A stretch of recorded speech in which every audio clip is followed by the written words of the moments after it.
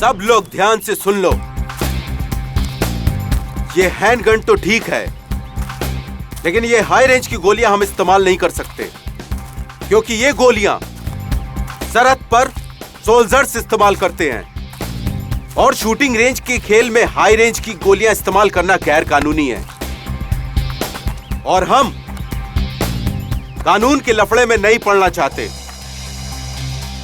Okay guys, ready? Yes sir. अब आप सभी लोग अपने अपने शूटिंग गॉगल्स और हेडफोन लगाएं।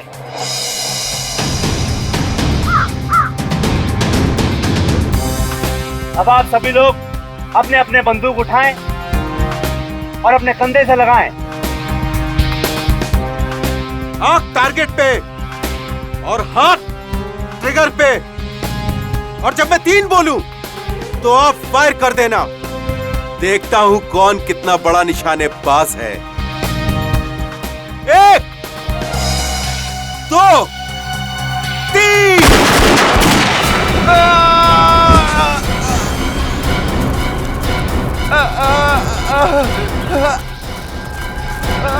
सर रोहित को गोली लगी। अरे कहाँ लगी इस गोली? शोल्डर पे। अरे ओह गॉड, मुझे बचा लो सर, मैं मरना नहीं चाहता सर। कुछ नहीं होगा तुम्हें, तुम घबराओ नहीं। ईशान, ये क्या किया तुमने? मार दिया इसको। Have you gone mad? तुमने अटेंडेंट पे गोली क्यों चला दी? इसे फौरन हॉस्पिटल लेके जाना होगा। चलो सर आप सही कह रहे, जल्दी जल्दी जल्दी ले चलिए। चलो चलो। ये आपने सही नहीं किया ईशान। अरे बकवास मत करो। हाँ, इसमें इंसान की गलती नहीं है सिर्फ। तुम लोगों को मालूम था ना यहाँ शूटिंग रेंज पे फायरिंग हो रही है, फिर तुम लोग यहाँ क्या कर रहे थे? सर पर इसमें इन लोगों की क्या गलती है? ये लोग तो रेंज से हट के खड़े थे। गलती तो ईशान की है। इसे इतना टेढ़ा निशान क्यों लगाया? हाँ, खुद को स्टेट लेवल का शूटर कहते हो तुम? हर शूटर को यह सिखाया जाता है कि हैंडगन चलाना कितने जिम्मेदारी का काम है। करेक्ट। और तुम इतने सीनियर शूटर होने के बाद भी इतनी बड़ी जिम्मेदारी कैसे भूल सकते हो? ईशान, तुम तो भगवान से प्रार्थना करना शुरू कर दो, क्योंकि अगर इस अटेंडेंट को कुछ हो जाता है ना तो तुम तो बुरे फंसे। मैं अकेला क्यों फंसूंगा? अरे फंसेगे तो ये भी। अरे दिमाग खराब करके रखा है मेरा। अरे कुछ भी गोली मारती ऊपर से। कौन बोल रहा है? हैं?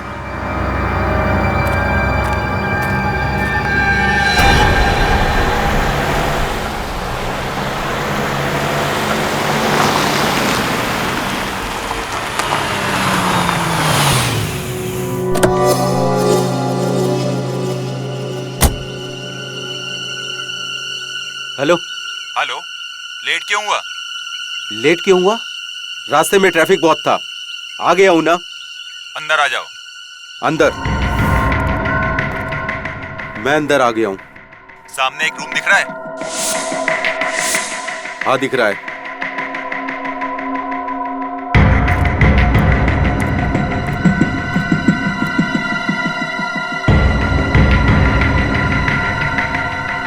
बोल अब। सामने टेबल पर एक फोन रखा है। जब तक इसकी घंटी नहीं बजती हिलना नहीं यहाँ से। ए सुन, तू मेरे साथ क्या कठपुतली का गेम खेल रहा है? जितना बोलता हूँ उतना कर। अपना मोबाइल फोन निकाल के रख बाहर।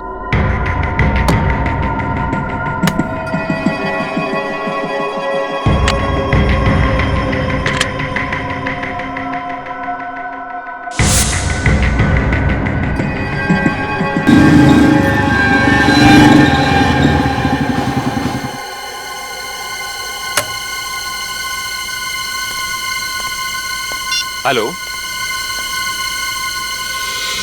हाँ,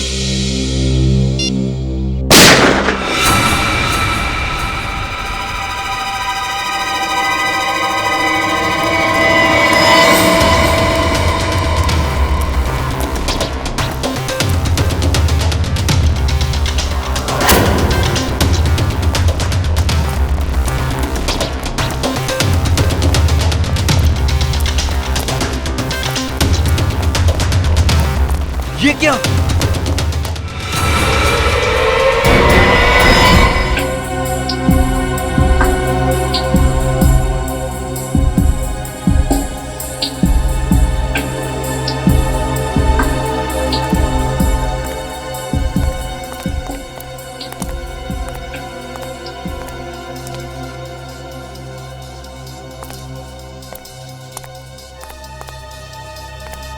तुम यहाँ क्या कर रहे थे? सर, मैं तो एक लड़की की मदद कर रहा था। वो बेचारी अपने पति को ढूंढ रही थी और मुझे कहा कि इस मिल के अंदर आके ढूंढो। मैं यहाँ पे आ गया और मुझे आते से यहाँ पर गोली चलने की आवाज सुनाई दी और मैं यहाँ भाग के आ गया। जब तुम यहाँ पे आए थे तो इन दोनों लाशों के अलावा किसी और को भी देखा था? नहीं सर। आप जानते हैं कि ये दोनों कौन है? सर पता नहीं सर। आप इस मिल के मालिक हैं और आप जानते नहीं कि ये दोनों अंदर कैसे आए? हाँ? सर यही तो मैं भी सोच रहा हूँ, इनको मरने के लिए मेरा ही मिल मिला था क्या? खामखा मुझे परेशानी में डाल दिया। और सर ये मिल तो 5 साल से बंद है और यहाँ कोई आता जाता भी नहीं है और ये फोन भी बंद पड़ा हुआ है।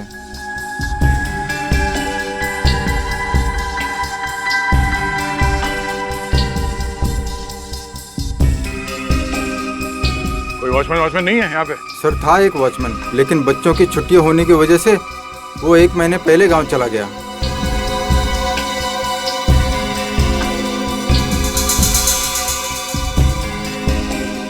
दया, हाँ सर। दया, जिस तरीके से लाशें पड़ी हुई हैं और जैसे गोली लगी है इस आदमी को, लगता है उस औरत ने ही गोली चलाई है इस पर। और उसके बाद इस औरत ने आत्महत्या कर ली। तो क्या इन दोनों को गोलियां उसी गन से लगी हैं? अब ये तो बैलिस्टिक रिपोर्ट के बाद ही पता चलेगा। सर एक और बात समझ में नहीं आ रही। अगर उस औरत को इस आदमी को मारकर आत्महत्या ही करनी थी तो इस मिल में ये टेबल, कुर्सी, फोन, इस सब का इंतजाम क्यों किया होगा? ये वैलेट मिला इसके पास। इस आदमी का नाम ज्ञान है सर, जू में रहता है। और इस औरत की तस्वीर उसके वॉलेट में है सर। सर कहीं ये प्यार का मामला तो नहीं? हो सकता है, पर उसके लिए ये सब तामझाम करने की क्या जरूरत थी? सर एक और बात, मैंने इस ज्ञान का मोबाइल फोन चेक किया। इसमें आखिरी 15 कॉल्स किसी प्राइवेट नंबर से आए हैं। प्राइवेट नंबर से? इस ज्ञान का इतिहास निकालना पड़ेगा, तभी पता चलेगा कि वो औरत है कौन और उसने इसे क्यों मारा। आप लोग इन्हें पहचानते हैं? ज्ञान जी? नहीं सर, ये नहीं हो सकता सर। इन्हें किसने मार दिया? इनकी तो किसी से कोई दुश्मनी भी नहीं थी। ये कौन है? जी ये रूपल जी हैं, ईशान की मम्मी। आप में से कोई बता सकता है कि ज्ञान जी और रूपल जी के बीच में क्या संबंध है?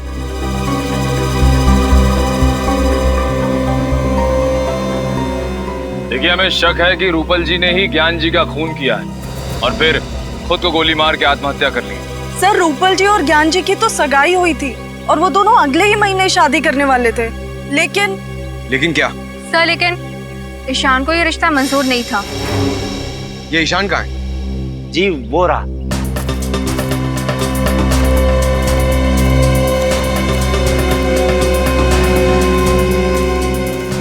क्या हुआ सर? आपने इतना अर्जेंटली क्यों बुलाया? और ये लोग कौन है? हम लोग सीआईडी से। ईशान, हमें आपसे आपकी माँ रूपल जी और ज्ञान जी के बारे में कुछ बातें करनी है। देखिए सर, आपको मेरी मम्मी के बारे में जो पूछना है पूछिए, मगर मुझे ज्ञान जी के बारे में कोई बात नहीं करनी। देखिए ईशान, खून का मामला है, थोड़ा तो कोऑपरेट करना पड़ेगा। खून? किसका खून? ज्ञान जी का। क्या? पवन मिल्स में हमें उनकी लाश मिली, किसी ने उन्हें गोली मार दी है और हमें तो मैं क्या करूं? मैं मानता हूं कि मैं उनसे नफरत करता था, पर मैंने उन्हें नहीं मारा। जी नहीं, आपने नहीं, लेकिन आपकी माँ ने उन्हें मारा और उसके बाद उन्होंने आत्महत्या कर ली। क्या? माँ ने आत्महत्या? ये आप क्या कह रहे हैं सर? मेरी ईशान, मैं आपका दर्द समझ सकता हूँ। क्या आपको लगता है कि आपकी माँ ने आत्महत्या की होगी? बिल्कुल नहीं सर। सर वो तो कितने खुश थी सर, हमेशा की तरह टाइम पे उठी भी, योगा की और 9 बजे ऑफिस के लिए निकल गई। सर ये नहीं हो सकता सर। संभालिए अपने आप। आपको ज्ञान जी के बारे में जो कुछ भी पता है प्लीज हमें बताइए। मैं आपको बताता हूँ। यहाँ पर एक छोटा सा हादसा हुआ था जिसमें एक अटेंडेंट को हल्की सी चोट लग गई थी। उस अटेंडेंट को जब हॉस्पिटल ले जा रहे थे तब ज्ञान जी को एक फोन आया। वो फोन सुनते ही ज्ञान जी बहुत घबरा गए थे। नर्वस होकर तुरंत ही यहाँ से चल दिए। गए कहाँ थे आपको पता है? जी नहीं, कहाँ गए इसका पता नहीं चला। कितने बजे गए थे ज्ञान जी यहाँ से? तकरीबन 12 बजे। सर ईशान सर पहले ही चले गए थे, ज्ञान जी से भी पहले। सर रूपल जी ऑफिस गई थी और ज्ञान जी शूटिंग रेंज से निकले। फिर ये लोग पवन मिल्स कैसे पहुंचे? और फिर ज्ञान जी को फोन किसने किया होगा? लेकिन ज्ञान जी को मारने के बाद रूपल जी ने आत्महत्या क्यों कर ली? इन सभी सवालों के जवाब हमें ढूंढने हैं।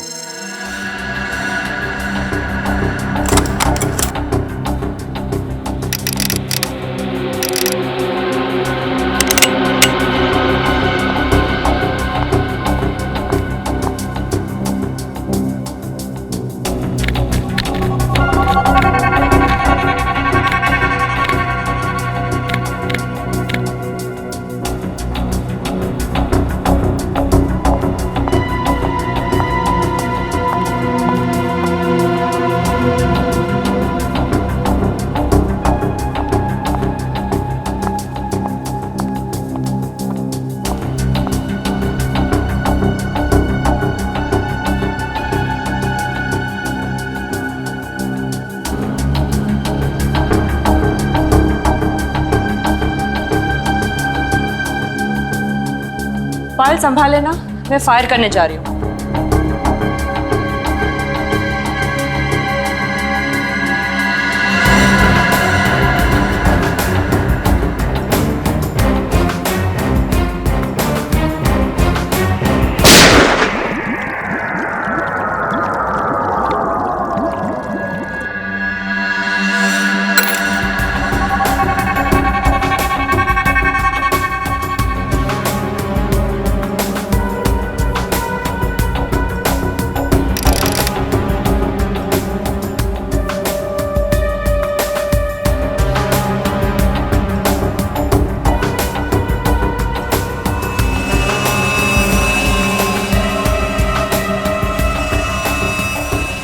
मैम, हाँ ये देखिए, 3 घंटे में 3 बार रिपोर्ट निकाली, फिर भी रिजल्ट वही आ रहा है। क्या रहा रिजल्ट?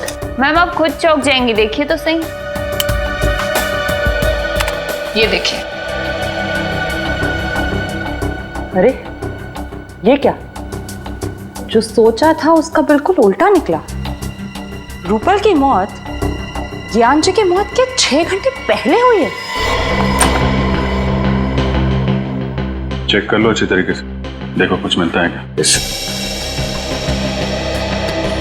तो मुझे ऐसा लगा कि मैडम अपने फार्म हाउस में आराम करने गई होगी। तो अक्सर शनिवार रविवार जाया करती थी। आप उनके ड्राइवर हैं, आपको लेकर नहीं जाती थी क्या? तो जाती थी साहब, लेकिन इस बार पता नहीं। साहब उनकी मौत कैसे हुई? उनके सिर पे गोली लगी है और ज्ञान जी के सीने में। हमें शक है कि उन्होंने आत्महत्या की है। नहीं साहब, वो आत्महत्या क्यों करेंगी? क्या? ये तो पता चल ही जाएगा। आखिरी बार कब देखा आप लोगों ने मैडम को? साहब कल सुबह मैं खुद उन्हें ऑफिस छोड़ने गया था। कितने बजे? सर 9 बजे। 9 बजे। उसके पहले और उसके बाद में क्या क्या हुआ याद करके बताओ। जो चीज तुमको जरूरी नहीं लगे वो भी बताना, सब कुछ डिटेल में। ओके साहब, वो दिन मैडम लेट उठी थी, फिर जल्दी जल्दी तैयार हो गई और बगैर नाश्ता किए ही गाड़ी में जाके बैठ गई। फिर 9 बजे मैं उन्हें ऑफिस लेके गया। फिर मैडम का 10:30 बजे फोन आ गया कि गाड़ी निकालो। फिर मैं उन्हें जंबो मॉल लेके गया। Jumbo mall? सुबह सुबह ऑफिस का काम छोड़ के 10:30 बजे वो मॉल चली गई? साहब मुझे भी बड़ा अजीब सा लगा, क्योंकि वो मुझे अपने साथ लेकर नहीं गई। क्यों? तुम्हें साथ क्यों लेके जाएंगे? पिछले 3 सालों से वो मुझे अपने साथ लेकर जाती थी, उनका सामान उठाने के लिए। अच्छा, मतलब मॉल जाने का कोई प्लान नहीं था उनका, अचानक चली गई वहां पे। सर! सर लगता है रूपाली जी आत्मघाती स्वभाव की थी। ये देखिए, नाइट स्लीप 30 mg, ये नींद की गोली है सर, बहुत पावरफुल। Doctor Kundan, psychotherapist. पिछले 1 साल से दवाई खा रही है।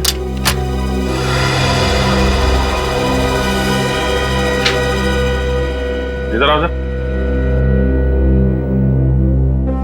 ये रूपल मैडम किस चीज की दवाई खा रही थी? क्या बीमारी थी? अक्सर उन्हें मिर्गी के दौरे पड़ते थे, लेकिन 6 महीने से उनकी हालत में काफी सुधार था।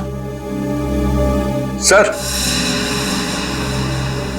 सही देखिए, रूपल जी के लॉकर में पिस्टल मिली, लाइसेंस के साथ। License pistol? इसका मतलब रूपल जी ने आत्महत्या नहीं की? सर मैं कुछ समझा नहीं। अगर उन्हें आत्महत्या करनी होती तो अपनी पिस्टल से करती ना, या अपने घर में करती। घर से इतनी दूर मिल में जाके आत्महत्या क्यों करेंगे? सर हो सकता है रूपल ज्ञान जी को मारना चाहती थी, इसलिए इतनी दूर मिल में गई। ज्ञान जी को भी मारने के लिए अपनी पिस्टल साथ में लेके जाती विनीत। ये मामला कुछ और ही है। सर आपको किस पे शक है? फिलहाल तो सारी कड़ियां बिखरी हुई हैं। शॉपिंग मॉल, नींद की गोली, डॉक्टर का प्रिस्क्रिप्शन और लाइसेंस्ड गन। इन कड़ियों को जोड़ने पे ही पता चलेगा ज्ञान जी और रूपल जी के साथ क्या हुआ था। सर ज्ञान जी और रूपल जी दोनों टॉक नाउ कंपनी का मोबाइल यूज करते थे, और मोबाइल कंपनी के मैपिंग के हिसाब से रूपल जी कल दोपहर 1 बजे जंबो मॉल में थी पंडारा रोड पर, और तब से उनका मोबाइल ऑफ आ रहा है। और ज्ञान जी? सर ज्ञान जी की लोकेशन ये देखिए सर।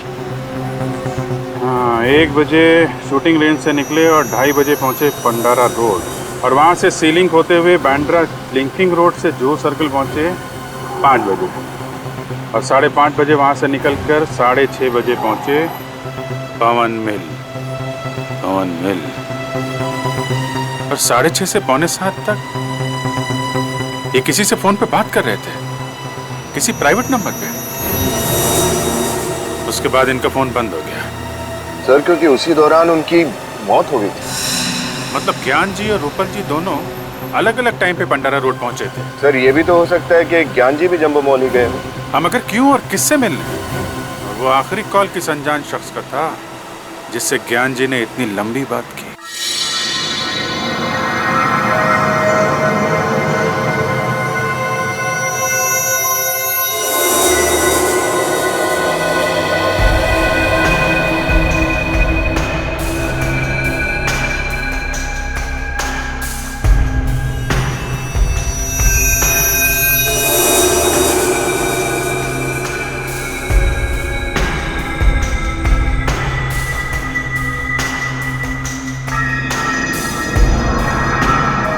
रतन जी सर। आज हमें किसी भी हालत में स्टॉक्स की पूरी डिटेल मैनेजर को देनी है। जी सर। एक्चुअली में ये काम पिछले हफ्ते ही हो जाना चाहिए था, पता है तुम्हें? Sir I am sorry sir, मेरी तबीयत खराब हो गई थी, इसके लिए मैं नहीं आ पाया था सर। जानता हूँ मैं। अब ऐसा करो, जल्दी जल्दी बताओ कौन कौन सी गोलियाँ स्टॉक में हैं और कितनी हैं। जी सर, ये 315 बोर की सर 21 गोलियाँ हैं, और इसी का कर्टन एक पैक है सर इधर। सर ये 12 बोर की 50 गोलियाँ हैं, और ये हैं 9 mm की इम्पोर्टेड रिवॉल्वर की गोलियाँ। कितनी हैं? 35। और सर 9 mm पिस्टल की गोलियों का बॉक्स है 2 3। ये क्या? ये बॉक्स तो खुला हुआ है। हाँ सर। तो तुमने ये बात मुझे पहले क्यों नहीं बताई? सर मुझे लगा कि ये बॉक्स आपने खोला होगा। अरे पागल हो गए हो क्या तुम? अगर ये बॉक्स मैंने खोला होता तो क्या मैं तुमसे सवाल करता? और ये क्या? इसमें 6 गोलियां गायब है, कहाँ गई वो 6 गोलियां? सर मुझे नहीं मालूम सर। सर आप मुझ पर शक कर रहे हैं सर। तो फिर क्या करूं? तुम्हारे अलावा और किसकी हिम्मत हो सकती है यहाँ से गोलियां ले जाने की? सर मैं पिछले 5 सालों से यहाँ काम कर रहा हूँ, और सर 5 सालों में एक भी खाली कारतूस इधर से उधर नहीं हुआ। सर ये 6 गोलियां मैं क्यों चुराऊंगा सर? मैंने नहीं की चोरी सर इसकी। देखो रतन। जी सर। यह एक कानूनी अपराध है, और अगर इन गोलियों की वजह से कुछ हो गया ना तो उसके लिए हम दोनों को जिम्मेदार ठहराया जाएगा। इसलिए मुझे इस बात की रिपोर्ट मैनेजर को करनी होगी। और हाँ, वो कल तुम शूटिंग रेंज से कहीं बाहर नहीं गए थे क्या? हाँ सर, सुबह में मैं शूटिंग रेंज का दरवाजा खोलकर बाथरूम तक गया था सर।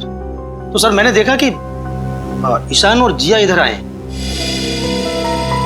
ईशान और जिया, वो भी सुबह सुबह? सर मैंने भी तो ये सवाल उनसे पूछा, लेकिन उन्होंने कोई जवाब नहीं दिया और सीधा अंदर चले गए सर। उन दोनों का सुबह सुबह यहाँ आना और शाम को मिस्टर ज्ञान का खून हो जाना, ये दोनों बातें संयोग नहीं हो सकती रतन। सर आपका मतलब है कि ईशान ने ही ज्ञान जी को? डॉक्टर तारिका प्लीज मजाक मत कीजिए, ये हो ही नहीं सकता। फ्रेडी से मैं मजाक नहीं कर रही हूँ, आइए दिखाती हूँ। ये देखिए, रूपल की मौत दोपहर को 1 और 2 बजे के बीच हुई थी और ज्ञान जी को शाम को 6 और 7 बजे के बीच मारा गया था, ठीक उसी गन से जो गन हमें रूपल के हाथों से मिली थी। तो मतलब पहले रूपल जी का खून किया गया दोपहर को और उसके बाद ज्ञान जी को मारा गया शाम को और फिर उसी गन को मरी हुई रूपल के हाथों में थमा दिया। मतलब रूपल जी ने आत्महत्या नहीं की है, किसी ने प्लानिंग के साथ खून किया है उसका। हाँ, इस बात को साबित करने के लिए मेरे पास सबूत है। रूपल के पेट में से मुझे अजीनोमोटो, सोया सॉस और विनेगर के कुछ अंश मिले। डॉक्टर तारिका, ये सारी चीजें तो चाइनीज खाने में होती है ना? हाँ फ्रेडी सर, रूपल ने मरने से पहले चाइनीज खाना खाया था और इसके पेट में से मुझे भारी मात्रा में सिपोक्सिन मिला है, जो नींद की दवाई बनाने में इस्तेमाल किया जाता है। मतलब इन्होंने नींद की गोली ली थी? ली थी या धोखे से दी गई थी ये तो नहीं बता सकते, लेकिन जाहिर है जो इंसान नींद में होता है वो आत्महत्या तो नहीं कर सकता, क्योंकि मानसिक तौर पे वो इतना होश में ही नहीं होता है कि वो आत्महत्या कर सके। सर, जहां पर रूपल जी ने चाइनीज खाना खाया था वो नींद की गोलियां शायद वहीं पे दी गई होगी। हो सकता है फ्रेडी, दया सर को इन्फॉर्म कर देता हूँ। हेलो दया सर। सर, हम एक चाइनीज रेस्टोरेंट में तो पूछ चुके हैं, वहाँ किसी ने रूपल जी को नहीं पहचाना। देखते हैं शायद यहाँ कोई पहचान ले। ध्यान रखना आगे जैसे कोई गलती नहीं होनी चाहिए। जी साहब। Sir table for couple sir. नहीं, हम लोग खाना खाने नहीं आए, कुछ सवाल पूछने हैं। सवाल? कैसा सवाल? देखिए हम लोग CID से हैं। Sorry sir. आप सॉरी क्यों बोल रहे हैं? हमें थैंक यू बोलने का मौका दीजिए। अच्छा ये बताइए कि परसों दोपहर को एक आदमी और एक औरत यहाँ खाना खाने के लिए आए थे और उसी दिन उनका खून कर दिया। श्रेया? खून? जी। ये दो। शैलेश? हाँ सर बोलिए। कल ये दोनों हमारे रेस्टोरेंट में आए थे ना? अरे ये औरत जिसने शेजवान फ्राइड राइस और मंचूरियन ग्रेवी का ऑर्डर दिया था और खाते आते उनको चक्कर भी आया था, खुद भी गिर गई थी और प्लेट भी नीचे गिरा दी। हाँ सर, इसी की वजह से तो आपने रसोइया को डांटा भी था। साथ में आदमी भी था ये? नहीं साहब, आदमी ये नहीं था, आदमी और कोई था। 30-32 साल उम्र होगी और पढ़ा लिखा लग रहा था। वो दोनों कितने बजे आए थे? करीब 12 बजे। दोनों खाना खा रहे थे कि अचानक मैडम बेहोश होकर गिर गई। हम सब बहुत घबरा गए, लेकिन वो आदमी बिल चुकाकर फटाफट मैडम को लेकर निकल गए यहाँ से। मतलब औरत जानबूझ के बेहोश नहीं हुई है, नींद की दवाई दी गई थी उसे। पेमेंट कैसे किया इन लोगों ने? क्रेडिट कार्ड से सर। क्रेडिट कार्ड से? क्रेडिट कार्ड की डिटेल चाहिए हमें जल्दी। ये गोली आप लोगों में से कोई पहचानता? यह है बैलिस्टिक रिपोर्ट। जो 6 गोलियां शूटिंग रेंज से गायब हुई हैं, ये उनसे मैच करती है।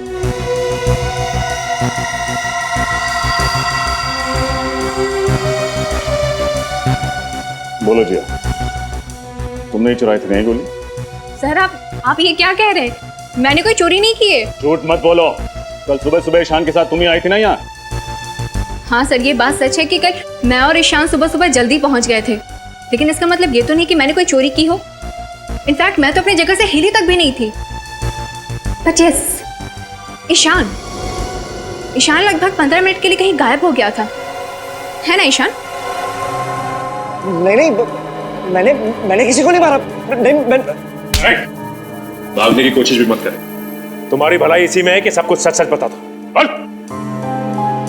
सर ये सच है कि 6 गोलियां मैंने ही चुराई थी, क्योंकि मैं ज्ञान सर से नफरत करता था। और नहीं चाहता था कि वो मेरी माँ से शादी करे। इसलिए तुमने उन्हें मार दिया? नहीं, मैंने उन्हें नहीं मारा। ज्ञान सर को मारने के इरादे से मैंने गन में चुराई हुई 6 गोलियां डाली थी और उनका पीछा करते करते मैं पंडारा रोड के जम्बो मॉल तक भी पहुंच गया था। लेकिन मेरी गाड़ी अचानक एक भिखारी से टकरा गई, इसलिए उसे देखने के बहाने मैं बाहर उतरा। लेकिन जब मैं वापस गाड़ी में आया तो मैंने देखा कि मेरी गन सीट पे से गायब थी। वो गन जो तुम्हारी गाड़ी से चोरी हुई किस कंपनी की थी? ग्रे मेटल कंपनी की थी, 9mm बोर की थी। यही है वो पिस्टल? हाँ सर, यही गन थी। यही गन तो रूपल जी के हाथ में मिली थी। झूठ बोल रहा है सर ये। खून करने के बाद ये गन इसी ने वहां रखी थी और ये भिखारी वाली कहानी भी रची हुई है। ईशान, जब तक ये केस सॉल्व नहीं हो जाता तुम हमारी हिरासत में रहोगे, समझे? डॉक्टर कुंदन है क्लिनिक में? डॉक्टर कुंदन तो आज नहीं है। यही उम्मीद थी। कहाँ है इस वक्त? सीआईडी? क्या किया है डॉक्टर कुंदन ने? कल दोपहर 12:30 बजे पंडारा रोड के जंबो मॉल में एक चाइनीज रेस्टोरेंट में रूपल जी के साथ खाना खा रहे थे। सर, रूपल जी तो उनकी पेशेंट है और अगर उनके साथ खाना खाया भी है तो क्या हुआ? क्योंकि खाना खाने के 1 घंटे बाद रूपल जी की मौत हो गई। क्या? तुमने आखिरी बार डॉक्टर कुंदन को कब देखा था? सर, परसों शाम को, और हमेशा की तरह वो अपना आखिरी पेशेंट अटेंड करके चले गए थे और मैंने ही क्लिनिक बंद किया था। मतलब क्लिनिक की 2 चाबियां हैं, एक आपके पास रहती है, एक डॉक्टर कुंदन के पास। जी सर, और बल्कि मैंने भी सर का काफी फोन ट्राई किया पर सर का फोन बंद था। और अगर फोन बंद है तो उन्होंने रूपल जी को रेस्टोरेंट कैसे बुलाया?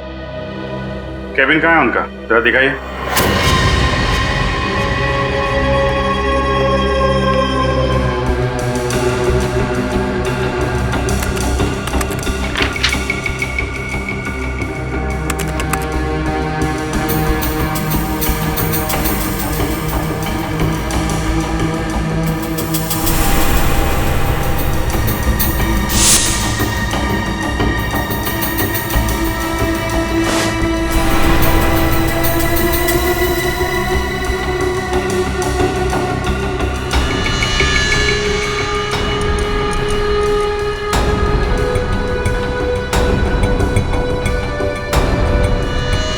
ये खून से सने हुए बाल क्या कर रहे हैं यहाँ पे? सर मुझे कुछ नहीं मालूम, बल्कि मुझे तो सर के केबिन में आने की परमिशन तक नहीं थी। मिशन नहीं थी? लगता है खाना खाने के बाद कुंदन जी यहाँ रूपल के साथ आए, यहाँ पे उसका खून किया और फिर लाश वहां ठिकाने लगा दी। सर, आपका अंदाजा ठीक निकला सर। ये देखिए, लेडीज सैंडल और खून में सने हुए ग्लव्स। ये तो रूपल जी के हैं। आपको कैसे मालूम? वो सर, एक्चुअली मुझे ना इन सैंडल्स का डिजाइन बहुत पसंद था, बल्कि मैंने रूपल जी से पूछा भी था कि उन्होंने ये कहाँ से खरीदे। अगर रूपल जी का खून डॉक्टर कुंदन ने किया है तो फिर ज्ञान जी को भी इसी ने मारा होगा। सर, एक बहुत अजीब बात है। डॉक्टर कुंदन एक साइकोथेरेपिस्ट है, फिर उन्होंने मेडिकल स्कूल में मुर्दों की परीक्षण की परमिशन क्यों मांगी? हाँ? डॉक्टर कुंदन तो जिंदा लोगों के दिमाग का इलाज करते हैं, तो फिर मुर्दा घर में मुर्दों से क्या बात करने गए थे? चाहता क्या है आदमी?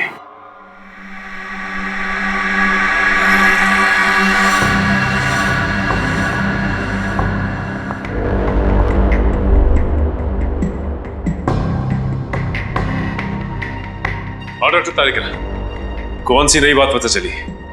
सचिन, मैं ये बताना चाहती हूँ कि ज्ञान जी का खून जिसने भी किया है, मगर गोली उतनी ही दूरी से चलाई गई है जहां पर रूपल बैठी थी मरी हुई। ये कैसे बता सकती हैं आप? ट्रेजेडी टेस्ट के द्वारा। आइए सर, ये देखिए, गोली यहां से चली और यहां से बाहर निकली। डमी के अंदर जो होल है उसकी गोलाई भी उतनी ही बनाई गई है जितनी कि उस गोली की थी, 0.9 mm। अब मान लीजिए मैं रूपल हूं। रेडी सर, जरा प्लीज लाइट ऑफ करेंगे? यस। जब रूपल हमें मिली मरी हुई तब उसके हाथ में गन इस तरह से थी। अब ये लेजर ये साबित करेगा कि जब ज्ञान जी पर गोली चली तब खूनी कितनी दूरी पे था और गोली किस एंगल से चली। ऐसा हुआ था सब कुछ। रेडी सर, जरा लाइट्स ऑन करेंगे प्लीज। यस। एक बात समझ में नहीं आ रही। माना कि रूपल जी के हाथों में गन पाउडर लगा हुआ था, लेकिन जब ज्ञान जी की मौत हुई उससे पहले ही रूपल मर चुकी थी। तो फिर रूपल ने गोली चलाई तो चलाई कैसे? सर अगर ज्ञान जी को सामने से गोली मारी है तो फिर उन्होंने खूनी को देखा कैसे नहीं? और तो और उन्होंने अपने आप को बचाने की कोशिश कैसे नहीं की? रेडी, कुछ तो ऐसा है जो हम लोग देख नहीं पा रहे, क्योंकि दुनिया का कौन सा ऐसा आदमी होगा जो मौत को सामने से आता देख अपने आप को बचाना नहीं चाहेगा। आप सब लोग मेडिकल स्टूडेंट्स हैं, इसलिए रिगर मॉर्टिस की थ्योरी के बारे में तो आप सब लोगों को बहुत अच्छी तरह पता है। आज हम प्रैक्टिकली देखेंगे कि रिगर मॉर्टिस आखिर कैसे होता है। किसी भी आदमी के मरने के बाद उसके शरीर में केमिकल चेंजेस कैसे आते हैं। उसके मरते ही कुछ घंटे के अंदर उसका ब्लड ठंडा हो जाता है और उसके शरीर के अलग अलग हिस्से सिकुड़ जाते हैं। लगभग 3 घंटे बाद रिगर मोर्टिस का असर शुरू होता है और इसकी शुरुआत चेहरे से होती है और तकरीबन 12 घंटे बाद शरीर का पूरा खून जम जाता है और शरीर इतना ठंडा पड़ जाता है कि इसे हिला पाना नामुमकिन होता है। सर 48 घंटे से लेकर 60 घंटे के अंदर तक शरीर का सड़ना और गलना भी शुरू हो जाता है ना? करेक्ट, लेकिन इतने घंटे तक हम वेट नहीं कर सकते। हम लाश की वीडियो रिकॉर्डिंग करते हैं ताकि उसे बाद में देखा जा सके कि उस लाश पे उस रिगर मॉर्टिस का कितना असर हुआ। एक्सक्यूज मी सर, आपसे कोई मिलने आया है। ओके, एक्सक्यूज मी, मुझे कोई मिलने आया है। Hello Ferguson, okay. Hi, how are you? कैसे हैं आप? मैं अच्छा हूँ, आप कैसे? या, आई एम गुड। आप किसी परमिशन लेटर के बारे में जानना चाहते थे?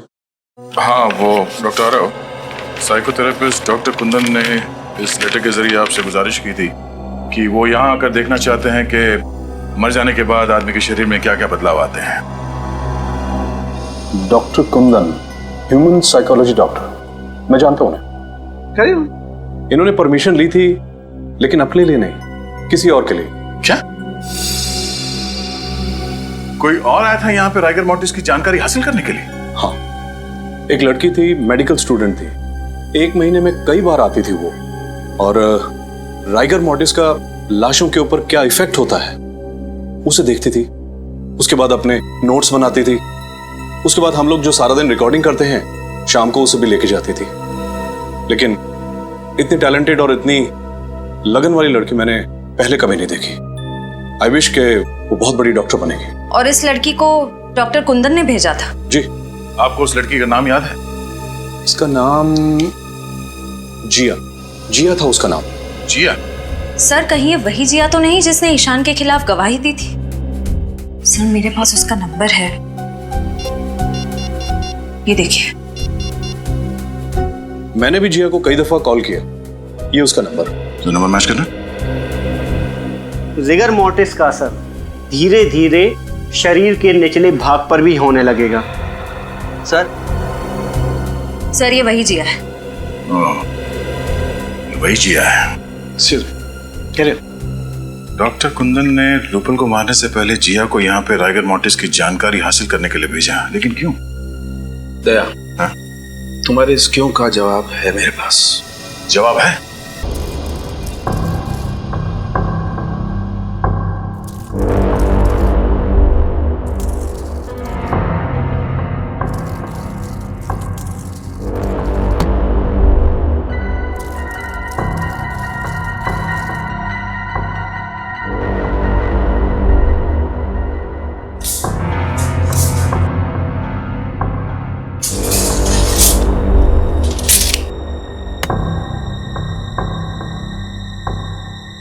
तो सब कुछ वैसे के वैसे ही सेट हो गया है जैसे कि लाश हमें मिली थी।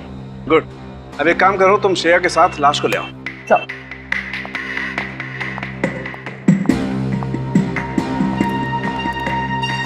डॉक्टर साहब, यहाँ पे पुतला, बाहर उस लड़की की लाश, अब यहाँ पर क्राइम सीन को रिकंस्ट्रक्ट करने की कोशिश कर रहे हैं क्या? हाँ दया, बिल्कुल वही कर रहा हूँ। और मैंने ऊपर कैमरा भी फिट कर दिए।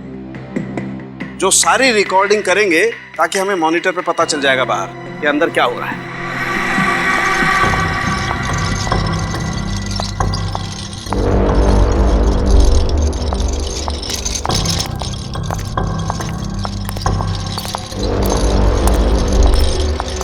सालों के सर, इस औरत की लाश का क्या करेंगे आप? अभी पता चल जाएगा श्रेया। तुम एक काम करो, इस लाश को उस कुर्सी पर ठीक वैसे ही बैठा दो जैसे रूपल की लाश मिली थी। ओके। और जल्दी करो, इसे मरे हुए 2 घंटे 45 मिनट हो चुके हैं। 15 मिनट में रायगढ़ मोर्टिस सेट हो जाएगा। Quick fast. ओके। गुड।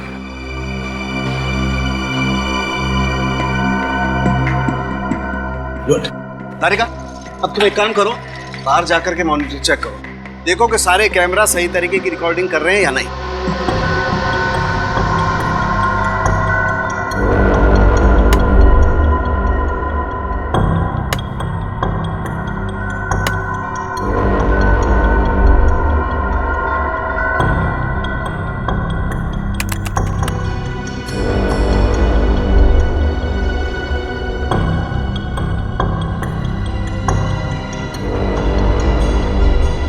अब श्रेया, एक काम करो, इसके हाथ में वो गन वैसे ही पकड़ा दो जैसे रूपल के हाथ में थी। क्विक। सर। और ध्यान से श्रेया, गन में गोलियां भरी हुई हैं।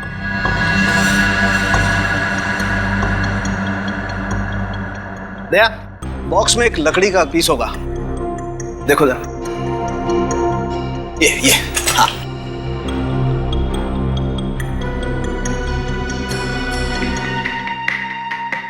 दया, लाश में रायगढ़ मोर्टिस सेट होना शुरू हो गया। अच्छा, तो सर मॉनिटर रूम में चल के देखते हैं आपकी मेहनत क्या रंग दिखाती है। चल। दया, जैसे जैसे रायगढ़ मोर्टिस लाश के चेहरे से उसके हाथों पर आता जाएगा, वैसे वैसे खूनी का चेहरा आईने की तरह साफ होता जाएगा। सर, जब ज्ञान जी को गोली लगी थी उस वक्त रूपल जी की मौत करीब 6 घंटे हो चुके थे, तो क्या हमें और 3 घंटे इंतजार करना पड़ेगा? इंतजार तो करना पड़ेगा दया, खूनी के दिमाग को परखना है तो थोड़ा इंतजार तो करना पड़ेगा। क्या सोच रहे हैं सर? श्रेया, अगर ये खून पहले से प्लान था तो हो सकता है कि चिंटू को यहाँ पे जानबूझ के भेजा गया।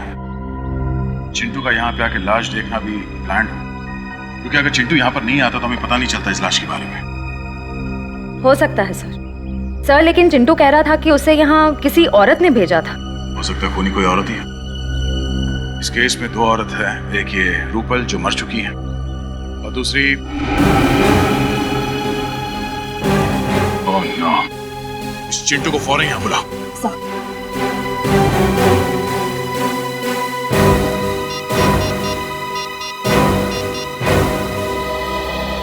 चिंटू, इंस्पेक्टर श्रेया बोल रही हूँ CID से।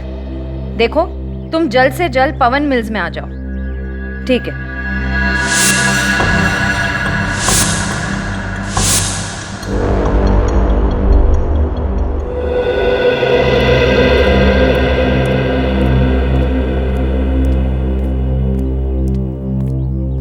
मैंने कुछ नहीं किया सर, मैंने जो कुछ देखा था आपको बता दिया। देखो चिंटू, घबराओ मत। तुमने बताया कि एक लड़की तुम्हें यहाँ पे लेके आई। जी सर। उस लड़की को देखोगे तो पहचान लोगे? हाँ? क्या ये लड़की थी वो? सर ये वही है सर। पक्का यही थी वो? यही है। इसका मतलब दोनों खून के पीछे जिया है।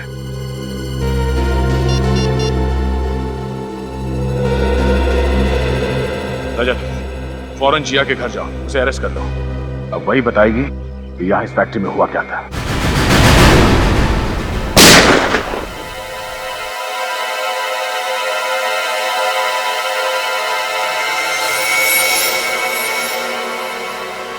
CID?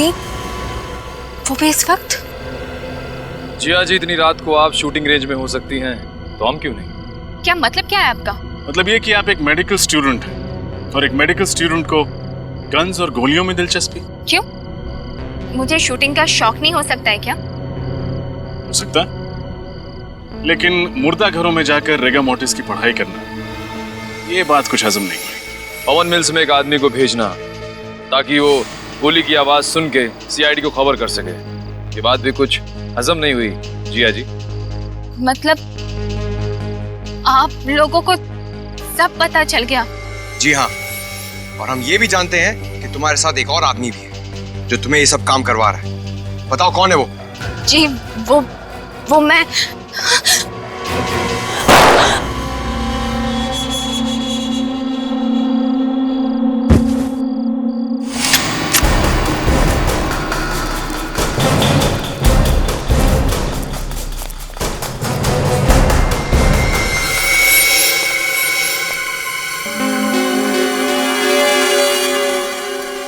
हाथ से निकल गया। हाथ से निकल गया, लेकिन सीआरडी के शिकंजे से नहीं निकल पाएगा। ये देख।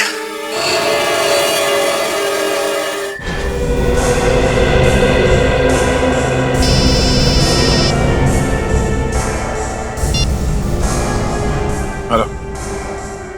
हाँ क्या?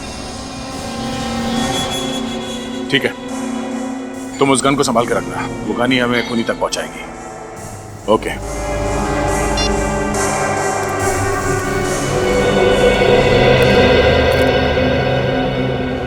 क्या हुआ सर? किसी ने जिया पे हमला कर दिया। क्या? यानी खूनी कोई और ही है? हाँ डॉक्टर साहब, और कितना वक्त लगेगा? बस 5 मिनट तैयार। 5 मिनट के अंदर ये रायगर मोटिस इसके हाथों पे सेट होना शुरू हो जाएगा। बस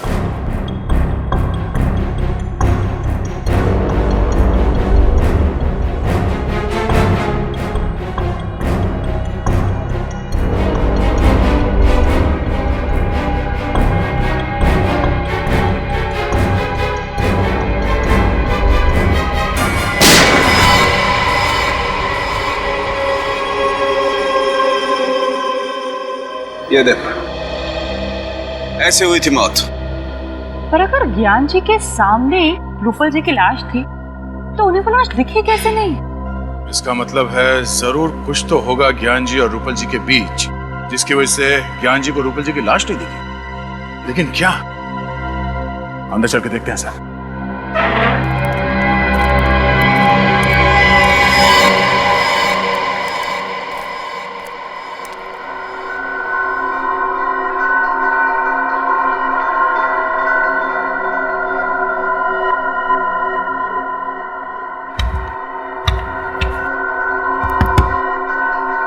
तो ये देखिए, बॉक्सर पिलर क्या है क्या इसमें?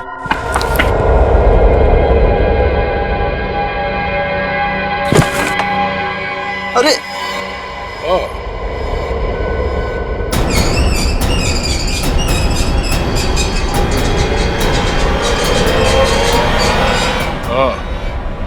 तो ये है वो राज जिसकी वजह से ज्ञान जी के सामने बैठी हुई मौत उन्हें नजर नहीं आई। ये पर्दा देखो दे, ये छेद देख रहे हो पर्दे पे? पर्दे पर ये छेद गोली लगने की वजह से हुआ है। ये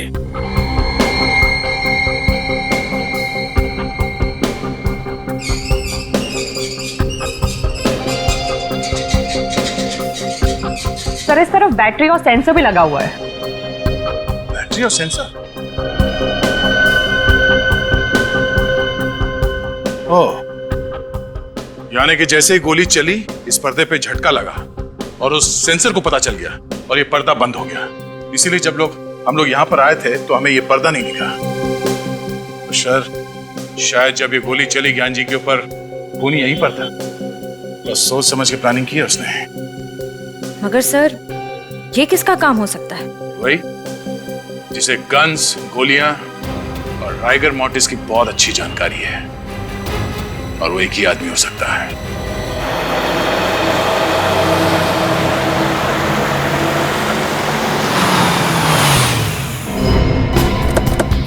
गुड। मायरा, मैंने तुम्हें कितनी बार समझाया, राइफल हमेशा कंधे के लाइन में होनी चाहिए। ऐसे, बिल्कुल ऐसे। Okay sir. Okay okay. अब गोली बिल्कुल निशाने पे लगेगी। मायरा, अनिकेत सर जो सिखा रहे हैं वो ध्यान से नहीं सीखोगे तो जिसने रूपल जी का और ज्ञान जी का खून किया उसके जैसा शार्प शूटर कैसे बनोगे?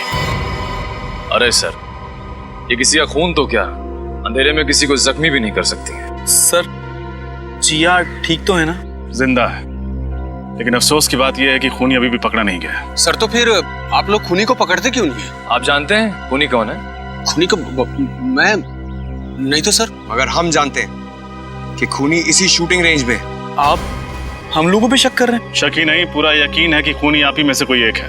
कौन है वो? पहले आप ये बताइए कि शूटिंग रेंज में बिना चेकिंग के गोली या गन लाना या ले जाना मुमकिन है? नहीं, बिल्कुल नहीं, क्योंकि हमारी सिक्योरिटी बहुत चुस्त है। बिल्कुल सही कहा आपने। अब जरा ये देखिए, ये वही गन है जिससे जिया पर हमला हुआ था।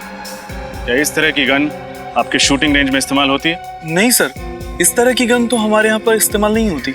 तो फिर ये गन शूटिंग रेंज के अंदर आई कैसे? अच्छा, आप ये बताएंगे कि यहाँ पे कोई ऐसा आदमी है जिसकी इस शूटिंग रेंज में आते वक्त सिक्योरिटी जांच नहीं होती है? हाँ सर, एक तो ज्ञान जी और दूसरे अनिकेत सर। जब जिया पर हमला हुआ तब ज्ञान जी तो जिंदा थे नहीं, तो बचे सिर्फ अनिकेत सर।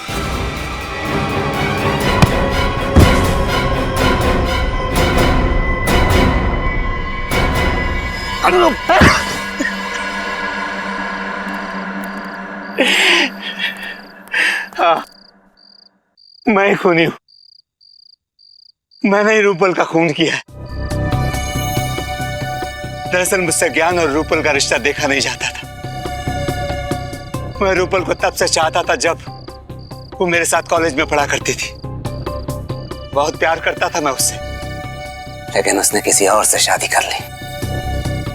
और उसके गम में मैंने भी कसम खा ली कि मैं सारी जिंदगी कुंवारा रहूंगा। लेकिन एक दिन अचानक रूपल के पति की मौत के बाद मुझे ऐसा लगा कि शायद किस्मत मुझे एक और मौका दे रही है। लेकिन इससे पहले कि मैं अपने दिल की बात रूपल को कहता, ये ज्ञान बीच में आ गया और मेरी आंखों के सामने मेरा प्यार और उसकी बेशुमार दौलत मेरे हाथों से खिसकती नजर आई। ये बात मुझसे बर्दाश्त नहीं हुई। इसलिए रिगर मोर्टिस का अनोखा तरीका अपनाने के लिए तुमने पहले रूपल जी को मारा? हाँ, और उसके लिए मैंने डॉक्टर कुंदन और जिया की मदद ली। सर, रिगर मोर्टिस इंसान के मरने के ठीक 3 घंटे के बाद उसकी लाश में असर होना शुरू हो जाता है। लेकिन क्या हम ये पता लगा सकते हैं कि लाश के शरीर का कौन सा हिस्सा कब सिकुड़ना शुरू होगा? सर, ये कहना तो थोड़ा मुश्किल होगा, लेकिन हाँ, नामुमकिन बिल्कुल भी नहीं है। अगर आप लगातार लाश का निरीक्षण और परीक्षण करेंगे तो इस लाश की एक एक पेशियां कहां और कब सिकुड़ने लगेंगी, इसका ज्ञान आप हासिल कर सकते हैं। उसके बाद तुमने क्या किया? फिर मैंने रूपल की लाश को ले जाकर पवन मिल्स में रख दिया। अब आप ये बताने का कष्ट करेंगे कि डॉक्टर कुंदन कहाँ पे है? वो मेरे घर पर है। मैंने उन्हें नींद का इंजेक्शन दिया है। अनिकेत, दौलत की लालच ने तुम्हें अंधा बना दिया। 2-2 खून कर डाले तुमने। इसकी तुम्हें एक ही सजा मिलेगी, फांसी।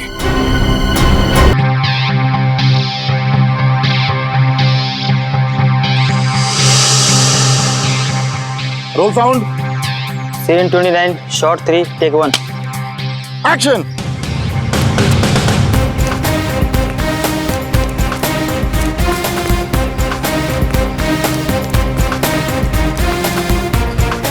अगर इन लोगों ने मुझे पकड़ लिया तो मुझे जिंदा नहीं छोड़ेंगे। मुझे कैसे भी पुलिस को फोन कर इस ड्रग डील के बारे में इन्फॉर्म करना चाहिए। कहाँ जाऊं? हाँ हाँ, फोन बूथ।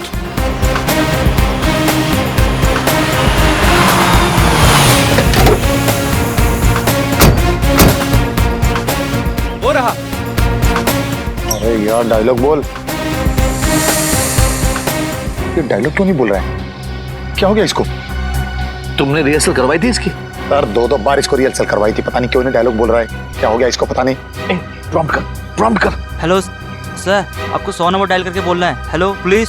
सर, मैं केतन बोल रहा हूँ। सर, आप क्या कर रहे हो? सर, आप 100 नंबर डायल करो। सर, ये वो यहाँ भूत बन के क्यों खड़ा हो गया यार? इसको पता नहीं कैमरा कहाँ लगा हुआ है यार। ये बोल क्यों नहीं रहा है? काट इट। जाओ जाके उसको समझा कर क्या रहा है वहाँ पे। कितनी बार समझाओ उसको? डायलॉग बोले यार। नहीं, कहाँ से उठा के ले आते हैं आप भी। सुपरस्टार है, कोई और नहीं मिला था कष्ट करने के लिए? अरे मुझे कोसना बंद करो यार।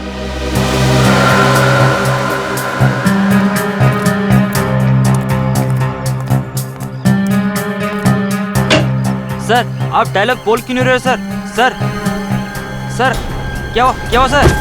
सर ओ सर सर अरे क्या हो गया इनको? लगता है बेहोश हो गए। देखो, अरे कोई डॉक्टर को बुलाओ। क्या हो गया इसे? अरे होश में लाओ इसे। अरे कोई पानी तो दो इसे। अरे इसे होश में लाओ। मेरे करोड़ों रुपए लगे फिल्म में, मैं लूट जाऊंगा, बर्बाद हो जाऊंगा। इसे होश में लाओ। सर उठिए सर। क्या हुआ सर? एक काम करो, डॉक्टर को फोन करो। कोई डॉक्टर को फोन करो। सर रौनक सर तो मर चुके सर। क्या? हाँ सर। ऐसे कैसे मर गया? अरे बल टेलीफोन बूथ पर कोई मर सकता है क्या? अभी तो अच्छा खासा डायलॉग बोल रहा था ये। मुझे लगता है जरूर इसको किसी ने मारा होगा। अभी सीआईडी को फोन करता हूँ। Hello CID.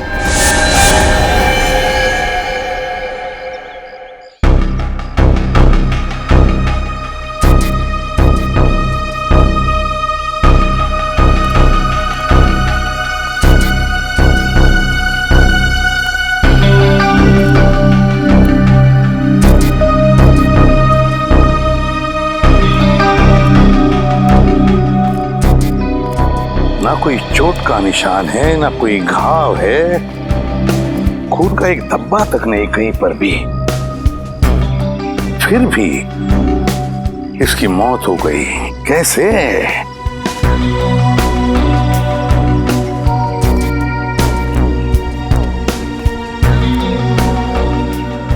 तुम्हारे कहने के मुताबिक तुम्हारी शूटिंग चल रही थी, मतलब ये यहाँ पर एक सीन चल रहा था। उस सीन में रौनक वहां से दौड़ के आया और या इस टेलीफोन बूथ में घुसा और फिर वहां खड़े खड़े मर भी गया।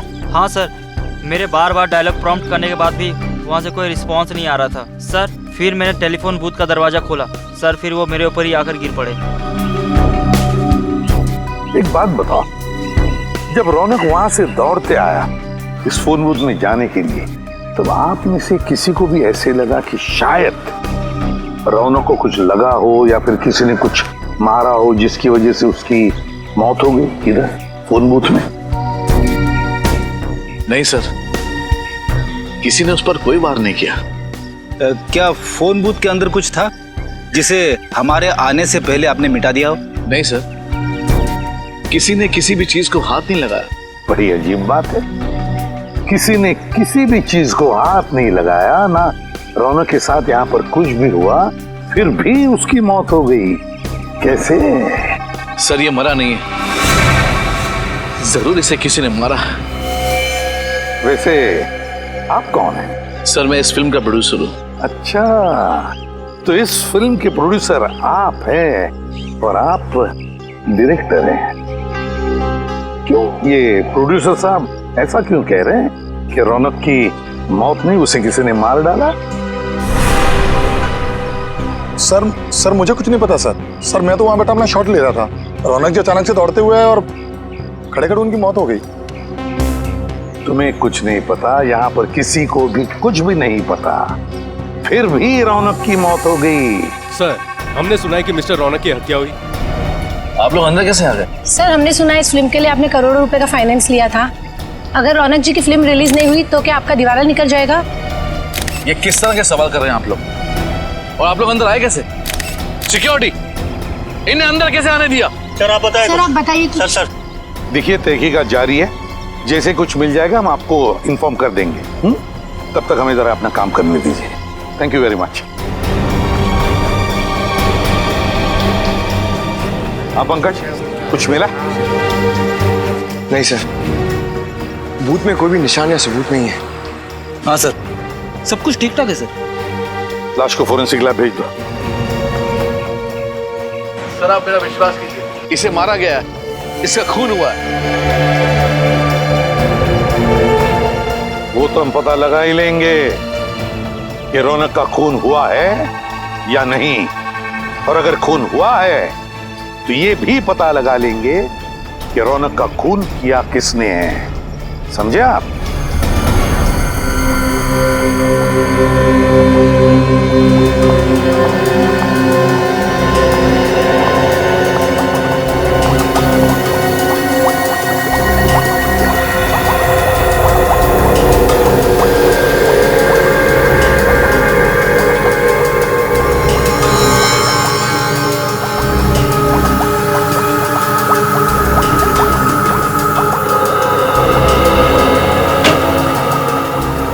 तारिका, इसकी मौत की वजह पता चली?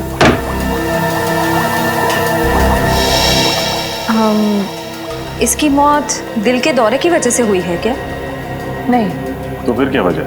ब्रेन हेमरेज, दिमाग में खून जम जाने की वजह से मौत हुई है इसकी। लेकिन ब्रेन हेमरेज कैसे हुआ? एग्जैक्टली। इसके सर पर कोई चोट का निशान तो है नहीं, मतलब किसी ने इसके सर पर वार नहीं किया। ये बताना थोड़ा मुश्किल है।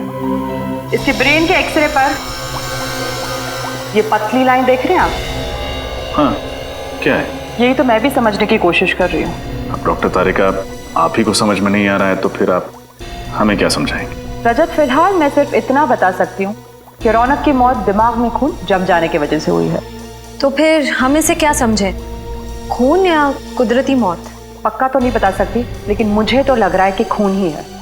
कुछ और टेस्ट करने के बाद मैं सालों के सर के साथ इस केस के बारे में डिस्कस करूंगी और उसके बाद ही कुछ बता पाऊंगी। डायरेक्टर साहब, हमें तो पता चला है कि रौनक के साथ आपका 36 का आंकड़ा था। आप रौनक को अपनी फिल्म में बतौर हीरो साइन नहीं करना चाहते थे, बल्कि आप किसी और को साइन करना चाहते थे।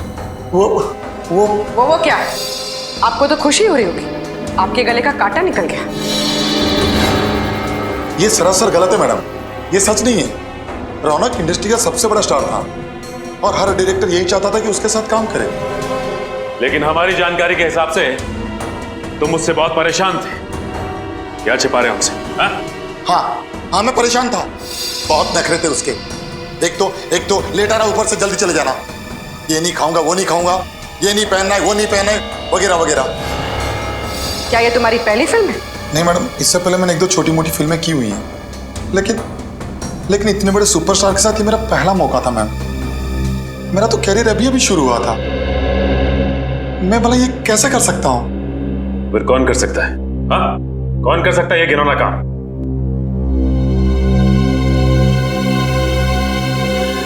संकेत, ये क्या बकवास कर रहे हो तुम? कहीं पागल तो नहीं हो गए? मैं पागल नहीं हूं सर, आप इनसे खुद ही पूछ लीजिए। उस दिन ये किसी बात को लेकर मेकअप रूम में रौनक से झगड़ रहे थे। क्या इनका और रौनक का झगड़ा हुआ था आपस में? जी सर। तुम्हारा दिमाग खराब तो नहीं हो गया? जो मन में आए वो बगे चले जा रहे हो। देखिए सर, मेरे और रौनक के संबंध बहुत अच्छे थे, बल्कि मेरे पिताजी ने रौनक के पिताजी के साथ काम भी किया था। मैंने रौनक को खुद इस पिक्चर के लिए साइन किया था, क्योंकि मैं ये बात जानता था कि रौनक अगर ये फिल्म करेगा तो मेरी फिल्म सुपरहिट हो जाएगी। वो मुझे टाइम नहीं दे रहा था, और उस दिन तो ये क्या रौनक, डेट्स नहीं है, टाइम नहीं है, तुम मेरे साथ ऐसे कैसे कर सकते हो? मैंने कहा ना, डेट्स नहीं है मतलब डेट्स नहीं है। प्लीज मेरा दिमाग खराब मत कीजिए आप। दिमाग तो मेरा खराब हो रहा है। रौनक, तुम इतने अनप्रोफेशनल कैसे हो सकते हो? याद है तुमने एग्रीमेंट साइन किया मेरे साथ। देखो, मैं सिर्फ फिल्म में एक्टिंग के पैसे लेता हूँ। ये टीवी के रियलिटी शोज में जा जाकर फिल्म को प्रमोट करने का वक्त नहीं है मेरे पास, समझे आप? इसका मतलब यह है कि तुम प्यार से नहीं मानोगे। ओह, तो तुम मुझे सुपरस्टार रौनक को धमकी दे रहे हो? हाँ? तुम कर क्या लोगे मेरा? अगर मुझे गुस्सा आया ना तो तुम्हारी ये जो फिल्म है ना, इसे बीच में ही छोड़ के चला जाऊंगा। रास्ते पे आ जाओगे, समझे? मैं रास्ते पे आ जाऊंगा? मैं चुटकी भर में तुम्हें बर्बाद कर सकता हूँ रौनक, चुटकी भर में। बस मीडिया के सामने जाकर मैंने तुम्हारे और सुप्रिया के रिश्ते की बात बता दी तो तुम उसी समय बर्बाद हो जाओगे रौनक। रास्ते पे मैं नहीं, तुम आओगे, तुम। सुप्रिया? सुप्रिया के बारे में आप क्या जानते हैं? सब कुछ जानता हूं मैं रौनक, तुम्हारे और सुप्रिया का राज सब पता है मुझे। बस मीडिया के सामने जाकर मुंह खोलने की देरी है। संकेत जी, आपस के झगड़े में आप सुप्रिया को बीच में क्यों ला रहे हैं? प्लीज आप मीडिया से कुछ मत बोलिएगा। आप जो कहेंगे मैं करूंगा, आपकी फिल्म को प्रमोट करूंगा, कुमार जी का साइनिंग अमाउंट भी वापस कर दूंगा, बट प्लीज इस राज को राज ही रखिएगा। और इस ब्लैकमेल से रौनक जी डर गए। जी, उसके तो पसीने छूट गए थे। वो मुझे मुंह मांगी डेट्स देने के लिए तैयार हो गया था, पूरी तरह से कोऑपरेट करने के लिए तैयार हो गया था। अब आप ही बताइए सर कि मैं अपने ही हीरो का खून क्यों करवाऊंगा? और ये औरत सुप्रिया कौन है जिसका नाम सुनते ही रौनक इतना घबरा गया था? इन दोनों का क्या संबंध है आपस में? सर क्या संबंध था ये तो मैं नहीं जानता, एक दिन रौनक मेरे साथ ऑफिस में बैठा हुआ था। फिल्म्स के डायलॉग का नरेशन चल रहा था कि अचानक ये औरत जबरदस्ती मेरे ऑफिस में घुस आई। वो रौनक से मिलने की जिद करने लगी। वो बहुत गुस्से में थी, चिल्लाने लगी, मेरे ऑफिस में तमाशा खड़ा करने लगी। फिर उसे देखते ही रौनक का चेहरा सूख गया। वो उसके सामने कुछ बोल ही नहीं पा रहा था। फिर उसके साथ अकेले में बात करने के लिए रौनक उसे खींचकर दूसरे कैबिन में ले गया। मतलब आपने उन दोनों की बातें नहीं सुनी? जी नहीं, पर मैं ये समझ गया कि रौनक कोई बहुत बड़ा राज छुपा रहा है। इसीलिए मैंने उसे झूठ मूठ कह दिया कि मैंने दरवाजे के बाहर उसकी सारी बातें सुन ली हैं और मुझे उसके राज का पता चल चुका है। तो ये बात है। आपके पास इस सुप्रिया का एड्रेस तो होगा ना? जी है।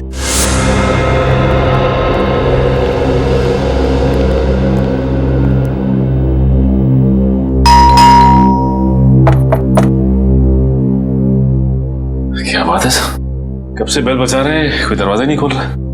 लगता है कोई घर में नहीं है। ठीक है, बिन बुलाए मेहमान बन जाते हैं।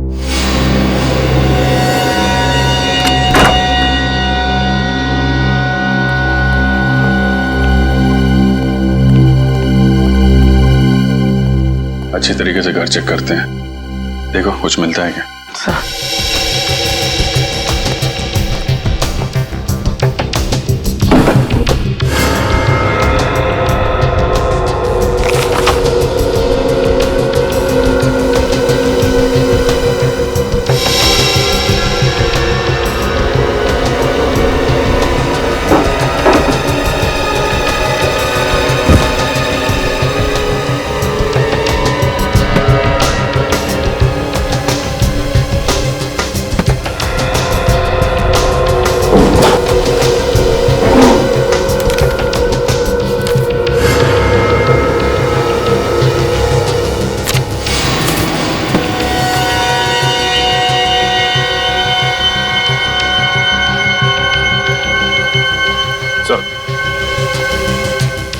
ये देखिए सर, रौनक और सुप्रिया की फोटो उस कमरे में किताब के अंदर छिपा के रखी थी।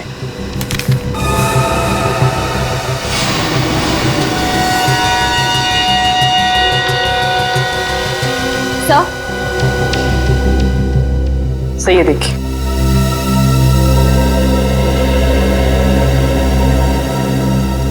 माय गॉड, तो ये चक्कर है। Marriage certificate. सर, रौनक जी और सुप्रिया जी शादीशुदा थे। और अगर सुप्रिया रौनक की बीवी थी तो ये बात इतने सालों तक उसने लोगों से छुपा के क्यों रखी?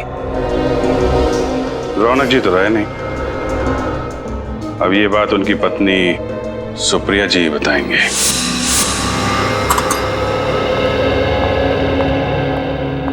मैम। यस प्रिया। कान की स्किन मैंने चेक की है, वहाँ कहीं मुझे गन पाउडर नहीं दिखा। ओके।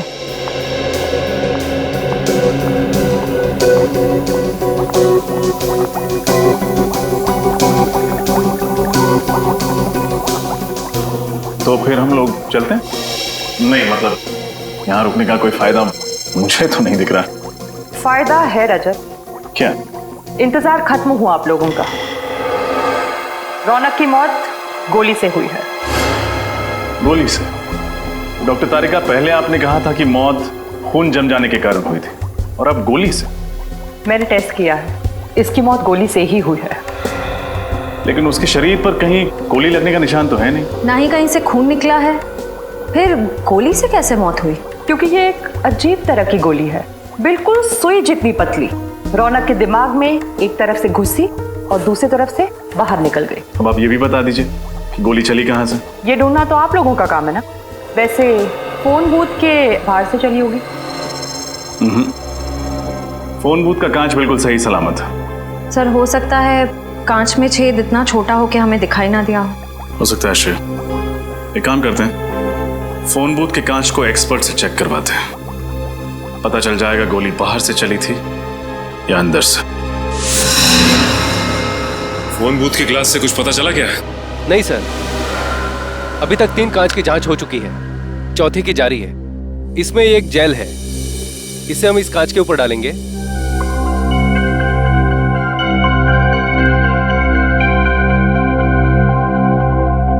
इस कांच पर फैलाने के बाद इसे एक सूखे कपड़े से पोंछ देंगे।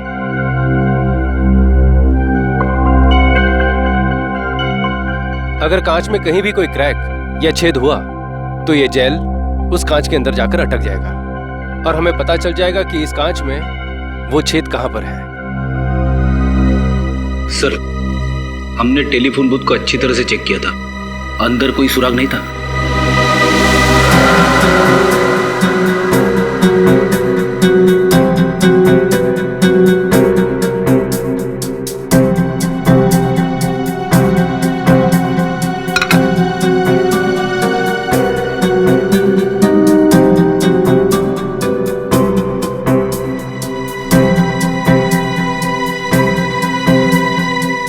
नहीं सर, कांच में ना तो कोई क्रैक है और ना ही कोई छेद। कमाल है, ये कैसे हो सकता है? बाहर से कोई भी हथियार बूथ के अंदर आया ही नहीं, फिर ये खून हुआ तो हुआ कैसे?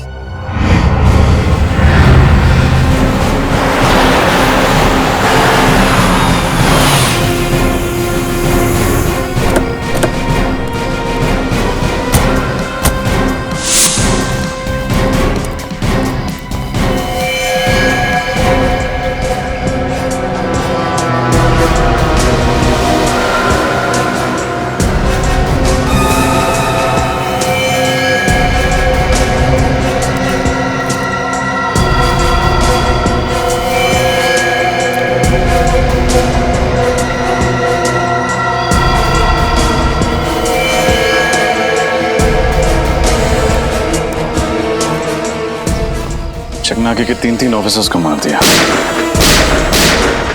ये काम अकेले सुप्रिया का तो हो नहीं सकता। जरूर सुप्रिया के साथ कोई था जो उसकी मदद कर रहा है। कोई सीसीटीवी कैमरा नहीं दिख रहा।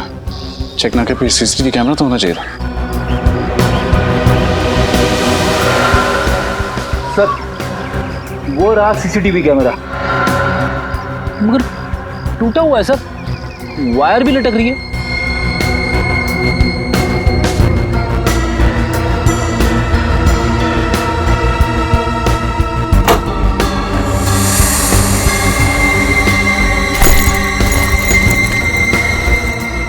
लेडीज बैग शायद सुप्रिया की होगी।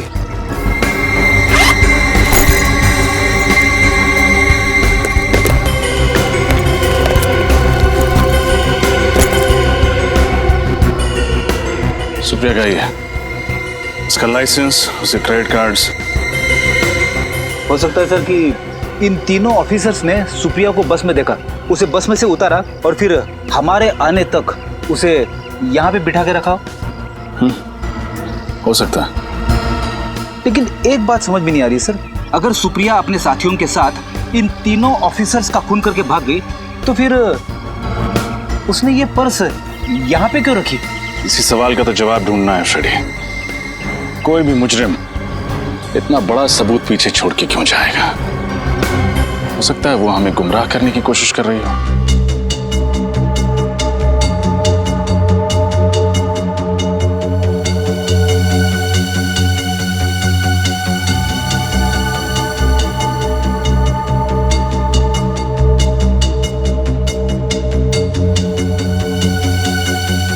तारिका, वो सुई जैसी गोली रौनक के एक कान में घुसी और दूसरे कान से निकली, और निकली बड़ी तेजी से। जाहिर सी बात है वार दूर से ही हुआ होगा। 1 मिनट। नहीं रजत, वार दूर से नहीं हुआ। तो फिर कहां से हुआ? एकदम नजदीक से, फोन बूथ के अंदर से। लेकिन डॉक्टर तारिका, हमने पूरा फोन बूथ चेक किया था, कांच भी सही सलामत थे। फिर कहीं वो गोली इस फोन के रिसीवर से तो नहीं निकली थी?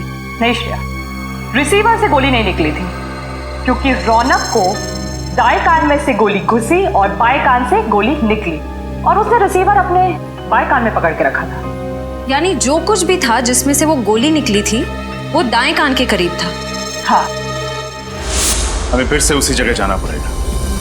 जहां पे रौनक की लाश मिली थी।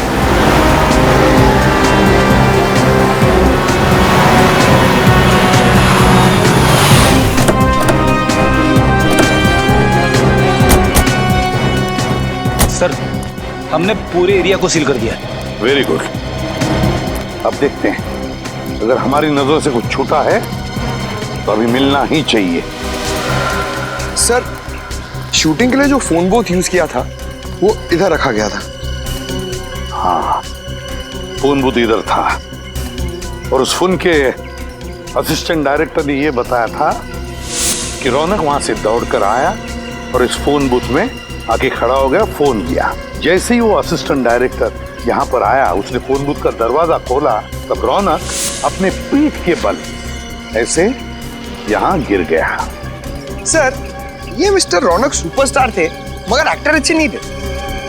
पंकज, हम यहाँ रौनक के एक्टिंग के बारे में डिस्कस करने नहीं आए, समझे? नहीं सर, मेरे कहने का मतलब था कि उनको कभी डायलॉग याद ही नहीं रहते थे, इसलिए तो वो ईयरफोन पहनते थे डायलॉग प्रॉम्प्ट सुनने के लिए। क्या कहा तुमने? ईयरफोन? ईयरफोन? छोटा सा ईयरफोन, वो माइक्रोफोन, कॉर्डलेस। वो तो हमें लाश के ऊपर से नहीं मिला, फिर माइक्रोफोन गया कहां? वो माइक्रोफोन ढूंढो, ढूंढो, यहीं कहीं आसपास ही मिलना चाहिए।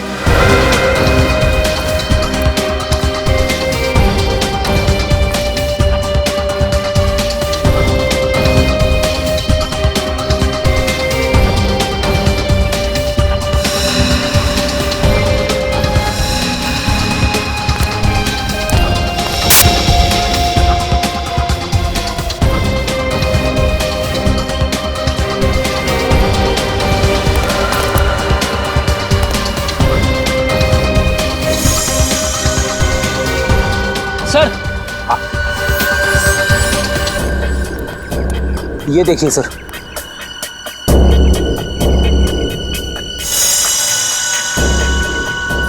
यही तो है वो माइक्रोफोन, यही है।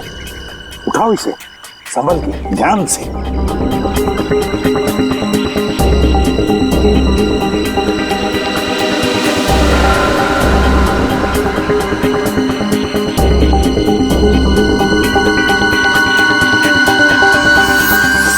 तो ये है वो माइक्रोफोन।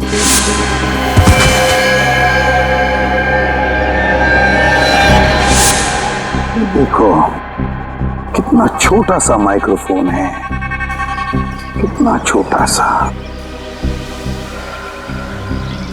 लगता है कुछ गड़बड़ है इस माइक्रोफोन में। जरा मैग्नीफाइंग ग्लास देना तो।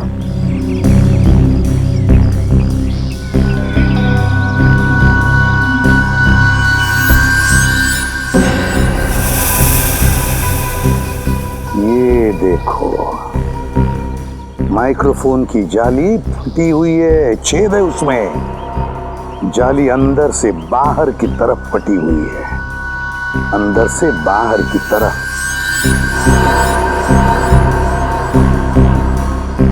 अंदर से बाहर की तरफ फटी हुई है, इसका मतलब है इस माइक्रोफोन के अंदर कोई ऐसी चीज फिट की गई थी जो बड़े जोर से अंदर से बाहर की तरफ आई।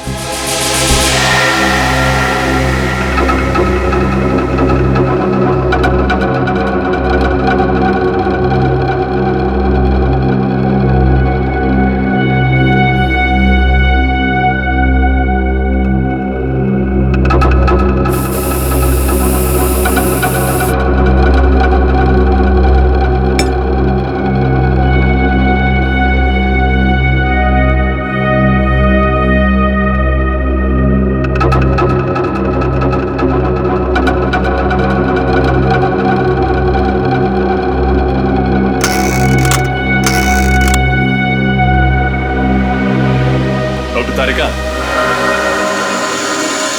ऐसे ही चक्कर लगवाती रहेंगी या कुछ बताएंगी भी? मैं तो पूरी कोशिश कर रही हूँ कि आप लोग जल्द से जल्द खूनी तक पहुंचे। दरअसल एसीपी सर बहुत गुस्से में। क्यों? क्योंकि खूनी तो दूर, अब तक हम ये भी पता नहीं लगा पाए हैं कि खून हुआ कैसे। मगर मुझे पता चल गया है कि खून कैसे हुआ।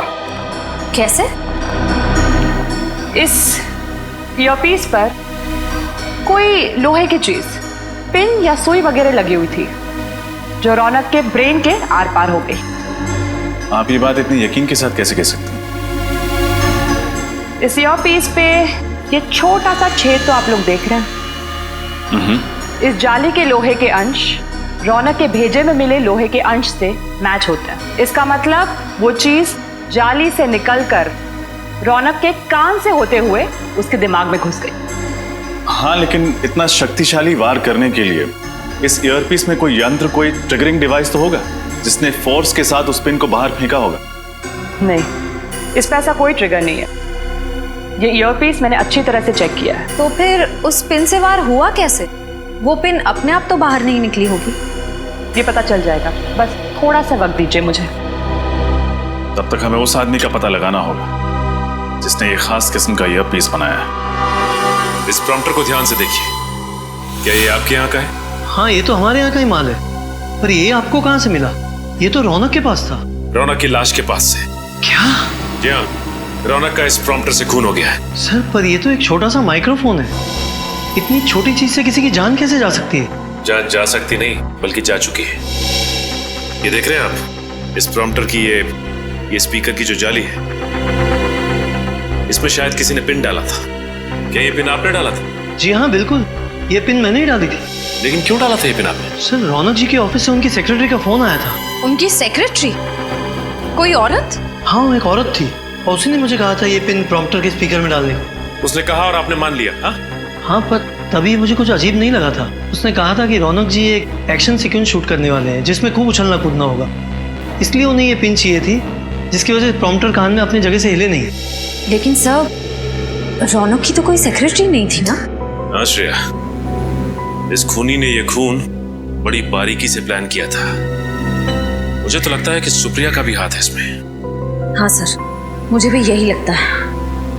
जिस तरह से वो सिक्योरिटी ऑफिसर को मार के भागी चेकनाके पे, उससे तो यही लगता है कि और भी लोग इसमें शामिल हैं। सुप्रिया को जल्द से जल्द पकड़ना होगा, जल्द से जल्द।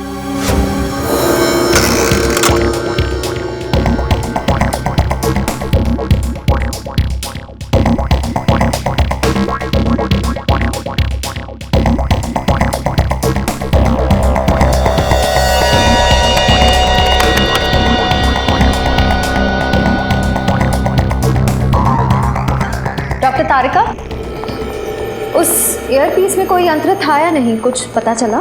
नहीं श्रेया, यंत्र ईयरपीस में नहीं बल्कि फोन के रिसीवर में था। फोन के रिसीवर में?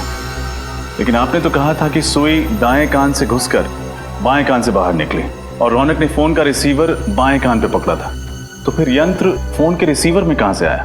दरअसल सुई ईयरपीस से बाहर फेंकी नहीं बल्कि फोन के रिसीवर से खींची गई थी।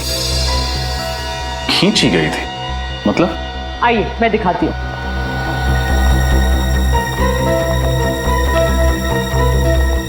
ये देखिए, ये है वो सुई जिसे रौनक की मौत हुई, मैग्नेट से चिपकी हुई। और इस चुंबक की वजह से सुई दाएं कान में घुसी और बाएं कान से बाहर निकल आई। जी हाँ, और ये मैग्नेट कोई मामूली मैग्नेट नहीं है, ये खास किस्म का मैग्नेट है जिसे नियोडायमियम मैग्नेट कहते हैं। इसकी चुंबकीय शक्ति एक मामूली मैग्नेट से 10 गुना ज्यादा होती है। और इसके अलावा इस मैग्नेट पर ये बैटरी भी लगी हुई थी अलग से, जिसकी वजह से ये शक्तिशाली मैग्नेट और भी पावरफुल हो गया। और पावर बढ़ जाने की वजह से ये सुई आसानी से मैग्नेट की ओर खिंच गई। हाँ, और फोन के अंदर इस मैग्नेट में जा चिपकी, इस वजह से हमें दिखी भी नहीं। सर, इतनी खतरनाक प्लानिंग, ये काम तो किसी इंजीनियर का ही हो सकता है। सही कहा तुमने श्रेया, इंजीनियर। सुप्रिया भी तो इंजीनियर ही है ना? वो एक गाड़ी बनाने वाली फैक्ट्री में काम करती है। हाँ सर। सर, मुझे लगता है हमें सुप्रिया से पूछताछ करनी चाहिए। हाँ श्रेया, सुप्रिया से भी और उस आदमी से भी जो ये खास किस्म का मैग्नेट बेचता है। सर, 2 दिन से मेरी बेटी लापता है, उसका फोन भी नहीं लग रहा। उसके घर पे पता किया तो उसकी कोई खबर नहीं मिली। इसी सिलसिले में हम आपसे बात करने आए हैं। हमें शक है कि सुप्रिया ने रौनक जी का खून किया। क्या? नहीं, ये नहीं हो सकता सर, ये नामुमकिन है। क्यों नहीं हो सकता? क्योंकि सुप्रिया तो रौनक की पत्नी। ये बात हमें पता है।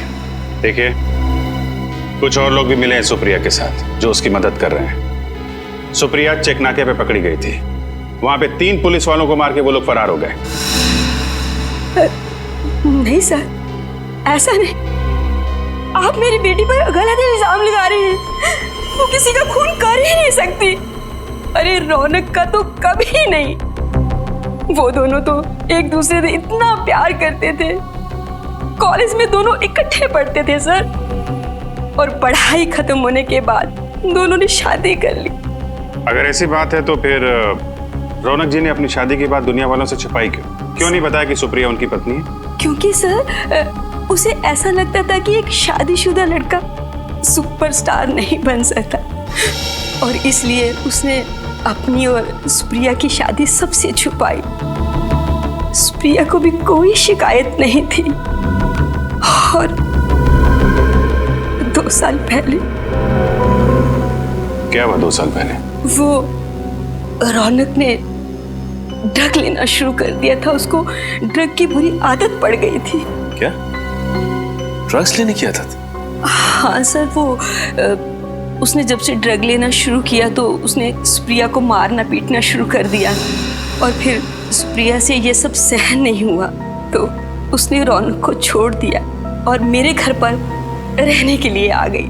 फिर 2 महीने पहले रौनक अचानक से हमारे घर में आया, और वो एक अच्छा इंसान बन चुका था, और उसने सुप्रिया से वादा किया कि मैं अब ड्रग कभी नहीं लूंगा।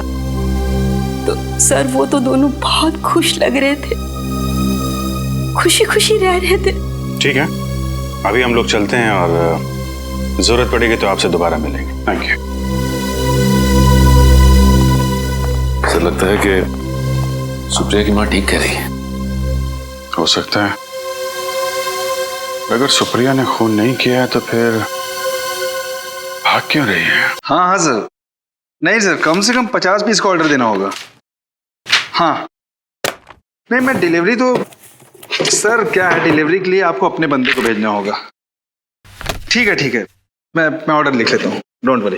Thank you. Excuse me. जी कहिए। हम लोग सीआईडी से। जी कहिए। इस मैग्नेट को ध्यान से देखिए। क्या ये आपके यहाँ से सप्लाई किया गया है? जी हाँ सर, बिल्कुल। सर ये बहुत ही बढ़िया क्वालिटी का मैग्नेट है और ये आसानी से नहीं मिलता है। अच्छा, ऐसा क्या खास है इसमें? सर ये मैग्नेट बहुत ही पावरफुल है, अर्थ मैग्नेट। लेकिन इस मैग्नेट के बारे में सीआईडी क्यों पूछताछ कर रही है? अब मैग्नेट से किसी का खून हो गया। क्या खून इस मैग्नेट से? सर ऐसा कैसे मुमकिन है? देखिए ये तो मुमकिन है, लेकिन आप फिलहाल ये बताइए कि ये मैग्नेट आपने किसको सप्लाई किया था? सर 2 दिन पहले एक आदमी का फोन आया था, वो इसी साइज का मैग्नेट चाहता था। सर पहले तो मैंने उसे मना कर दिया था। क्यों? क्योंकि वो एक ही मैग्नेट खरीदना चाहता था और मैं तो होलसेलर हूँ सर। फिर क्या मैम, लगता है उसे इस छोटे साइज के मैग्नेट की सख्त जरूरत थी। वो 50 पीस का ऑर्डर देने के लिए रेडी हो गया। फिर मुझे क्या था, मैं भी मान गया। लेकिन आपको कैसे पता कि उसे एक ही चुंबक चाहिए था? मैम जब वो डिलीवरी के लिए आया तो मैंने उसे जब बॉक्स दिया तो उससे बॉक्स में से सिर्फ एक ही मैग्नेट निकालकर मुझसे बोला कि बाकी के सारे मैग्नेट मैं रख लूं, वो भी बिल्कुल मुफ्त। ये बाकी के चुंबक हम देख सकते हैं? नहीं सर, वो क्या है कि जगह छोटी है ना, तो मैं स्टॉक ज्यादा रखता नहीं हूँ। ठीक है, उसका नाम बता लो। सर नाम पता भी नहीं है। उसका चेहरा तो देखा था तुमने, स्केच बनवा सकते हो? नहीं सर, उसका चेहरा मुझे याद नहीं है। तुम्हें उसने फोन किया था ना? फोन नंबर है तुम्हारे पास या वो भी नहीं है? जी उसने लैंडलाइन पे फोन किया था सर। अच्छा, कितने बजे फोन किया था उसने? शाम को 6 से 7 के बीच। 6 से 7 के बीच? 6 से 7 के बीच जिसने भी ने फोन किया उनकी लिस्ट लिखवाओ।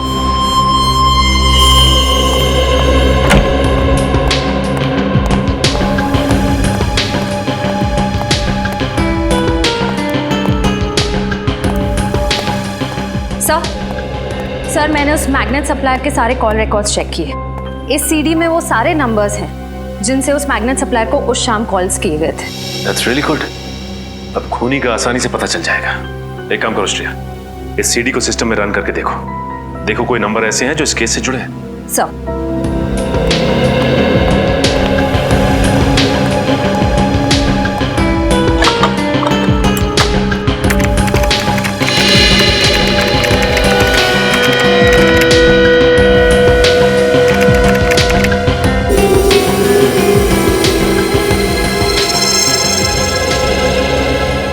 ओह नो। सर श्रेया, इसका नंबर है? सर उस शाम 6 से 7 के बीच इस लैंडलाइन नंबर से कॉल किया गया था और ये नंबर उस ऑटोमोबाइल कंपनी के नाम रजिस्टर्ड है जिसमें सुप्रिया काम करती है। ये क्या चक्कर है? मगर सुप्रिया की माँ को तो पूरा यकीन है कि सुप्रिया बेकसूर है। हाँ सर, और रौनक की मौत से सुप्रिया को कोई फायदा नहीं होने वाला था। इनफैक्ट 2 महीने पहले दोनों में सुलह भी हो गई थी। शायद ये भी तो हो सकता है कि रौनक की प्रॉपर्टी के लिए सुप्रिया ने उसका खून कर दिया। लेकिन सर रौनक ने अपनी सारी प्रॉपर्टी, सारे इन्वेस्टमेंट सुप्रिया के नाम कर दिए थे। उसके सारे डॉक्यूमेंट्स मुझे सुप्रिया के कमरे से ही मिले थे। कमाल है, अगर सुप्रिया को पहले से ही पता था कि रौनक ने सारी प्रॉपर्टी उसके नाम कर दी है तो फिर वो रौनक क्यों मारेगी? सर यही तो समझ में नहीं आ रहा। एक काम करते हैं श्रेया, इस सुप्रिया के ऑफिस चलते हैं, क्योंकि ये फोन सुप्रिया के ऑफिस के लैंडलाइन से आया था, उसके मोबाइल से नहीं। मतलब बात कुछ और ही है। एक्सक्यूज मी, यहाँ का इंचार्ज कौन है? जी मैं यहाँ का सुपरवाइजर हूँ, परेश। क्या बात है सर? देखिए हम लोग सीआईडी से और एक खून की तहकीकात कर रहे हैं। हमें शक है कि आपके एक कर्मचारी सुप्रिया ने खून किया है। सुप्रिया और खूनी? मुझे विश्वास नहीं हो रहा है सर। देखिए आपको विश्वास हो ना हो, लेकिन सुप्रिया ने अपने पति का खून किया है।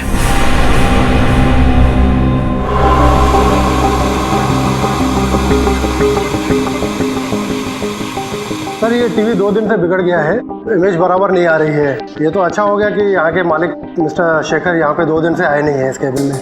इसका मतलब ये टीवी आपको 2 दिन से प्रॉब्लम दे रहा है? हाँ जी हाँ। श्रेया, मुझे याद है कि बचपन में टीवी के सामने अगर हम चुंबक रखते थे, मेरा मतलब है मैग्नेट, तो इसकी इमेज खराब हो जाती थी, कुछ दिखाई नहीं देता था ठीक से। हाँ सर, कहीं इस टीवी के पास भी तो लगता तो सही है।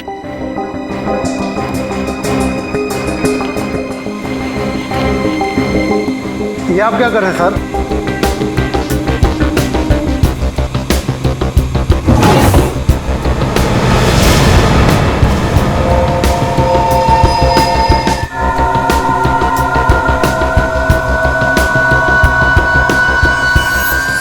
सर इन मैग्नेट्स की साइज बिल्कुल वैसी ही है जैसी हमें उस फोन के रिसीवर में मिली थी।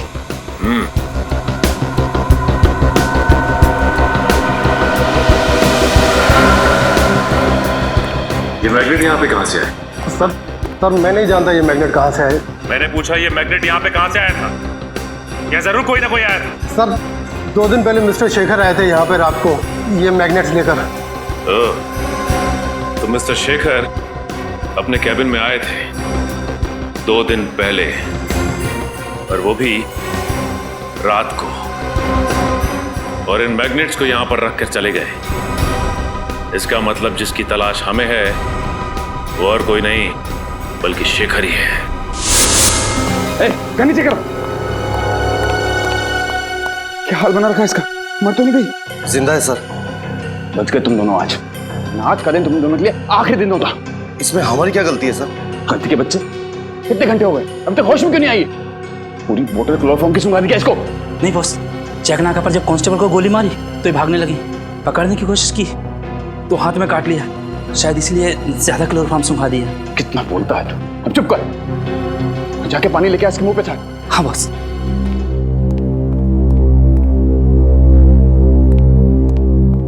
आराम से, प्यार से।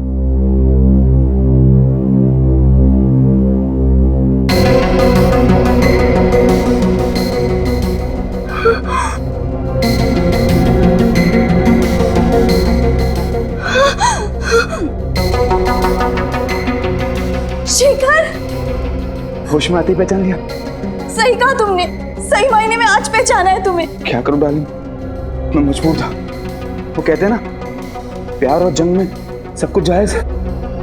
मुझे माफ करना प्लीज।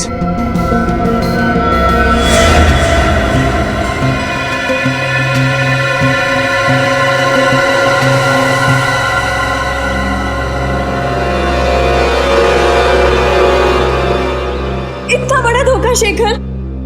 मैं धोखेबाज नहीं हूँ सुप्रिया, मैं तुम्हें कोई धोखा नहीं दिया। मैं तो तुम्हें पागलों की तरह प्यार करता हूँ। ये कैसा प्यार शेखर? पहले तुमने रौनक को मार दिया और अब मुझे यहाँ। ओह, तो ये है शेखर। इसी ने सुप्रिया को किडनैप करके रखा हुआ है। सर, कुंडों के पास गन्स है। अगर हम सीधे घर के अंदर घुसेंगे तो सुप्रिया की जान को खतरा हो सकता है। एक काम करते हैं, जिस मैग्नेट का इस्तेमाल इस शेखर ने किया था रौनक को मारने के लिए, उसी मैग्नेट का इस्तेमाल हम भी करेंगे। वो कैसे सर? याद है श्रेया तुम्हें, डॉक्टर तारिका ने क्या कहा था कि अगर इस चुंबक पे इलेक्ट्रिक का इस्तेमाल करो तो इसकी शक्ति और बढ़ जाती है। बस हमें एक इलेक्ट्रिकल वायर की जरूरत है। आसपास देखते हैं, चलो।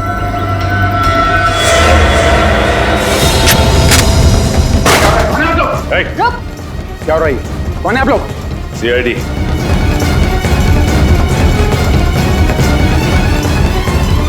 सीआईडी? हाँ, सीआईडी मिस्टर शेखर।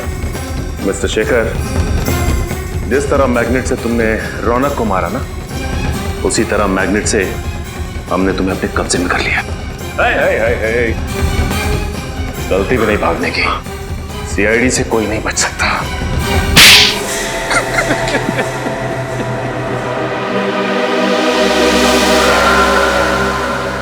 मैं सुप्रिया को पागलों की तरह चाहता था, लेकिन जब उसने मुझसे शादी करने के लिए इनकार कर दिया तो मुझे बहुत गुस्सा है। मगर सुप्रिया तो शादीशुदा थी ना, उसकी रौनक से शादी हो चुकी थी। जानता था मैं सब, मगर सुप्रिया को मैंने 2 साल तक रोते बिलखते देखा था। वो जिंदगी से निराश हो चुकी थी, तब मैंने उसे संभाला था। वो तो अपने ड्रग एडिक्ट पति को तलाक भी देने वाली थी।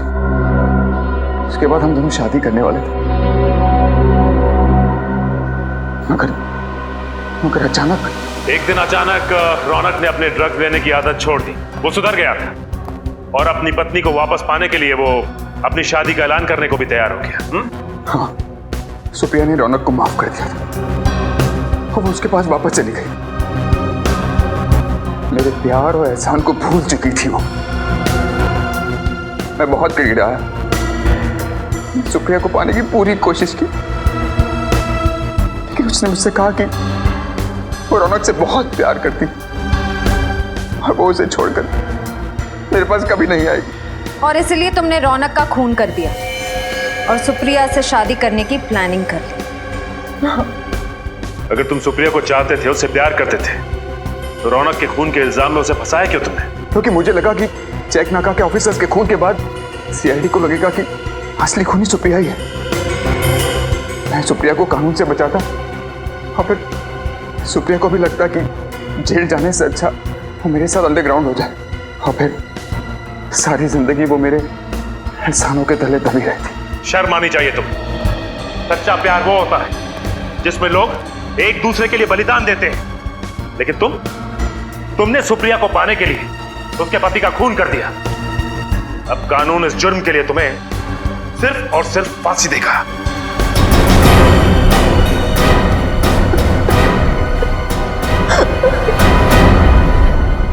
इस तरह के और भी एपिसोड देखने के लिए हमारे चैनल को सब्सक्राइब करें और बेल आइकन दबाना ना भूलें।